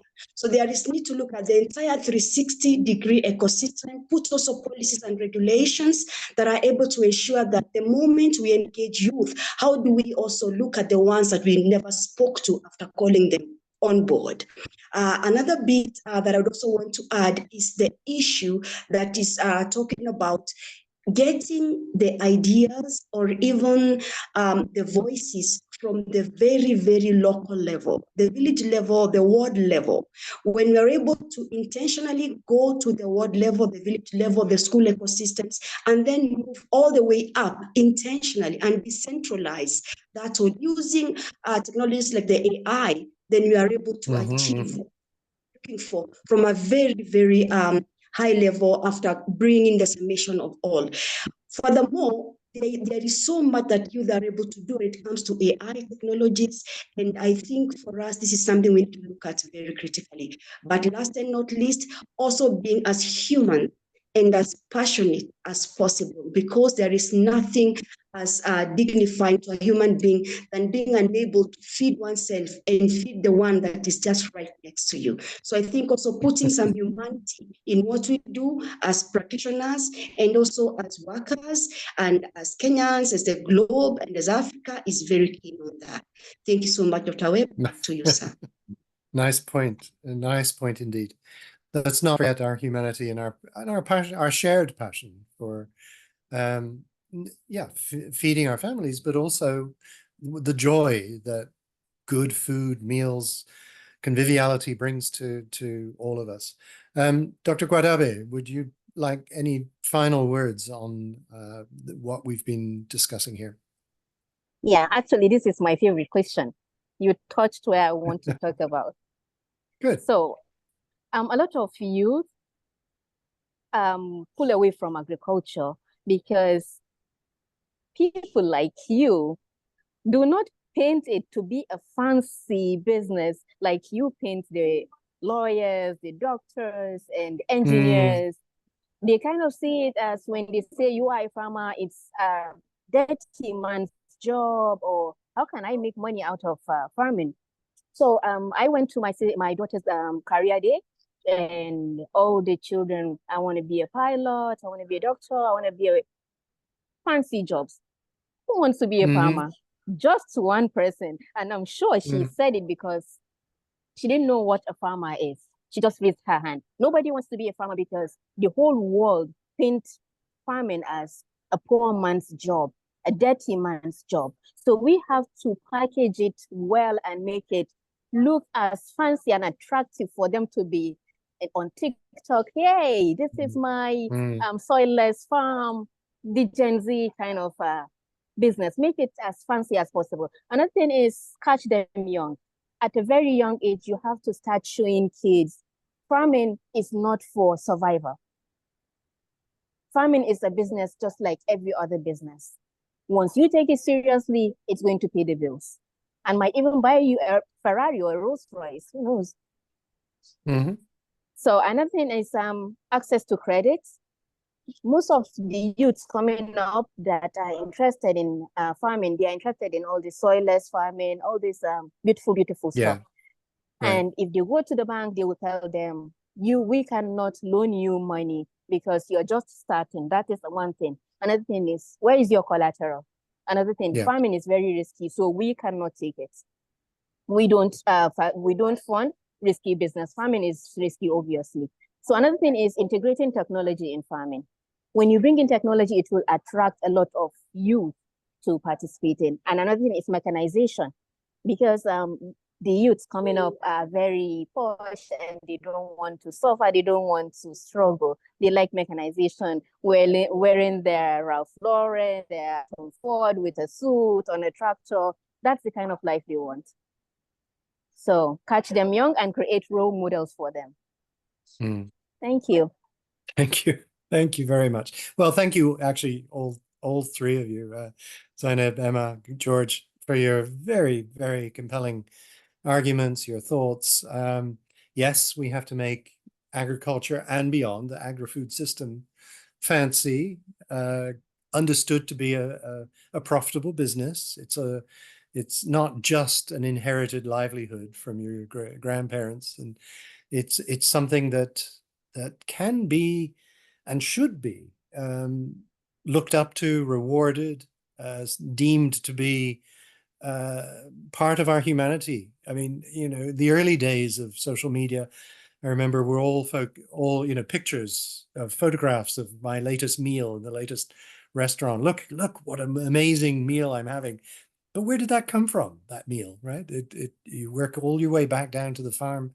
It doesn't happen without a farm. And we've got to find ways to encourage youth, encourage innovation, entrepreneurship, and investment. Everyone has mentioned credit as being a constraint, access to financing, and even innovative financing to be a constraint. Sini was very eloquent about the challenges for startups to find investment and sustain that investment. So we need collectively to work, both as governments, as private sector, to try and change that. So great panel. Thank you all for your time and your commitment to this space. And I think with that, I'll hand back to Reverend Cho. Dr. Webb, thank you so much. That was phenomenal. That was amazing, very encouraging, very enlightening. I am now expecting to see you on TikTok, Dr. Webb, with your channel to make nutrition and farming that much more, I guess the right word is glamorous. But well, if you could all just join me in thanking Her Excellency, Ambassador Minata Samate Sesuma, Dr. Patrick Webb, and sincerely all of the panelists that are here today.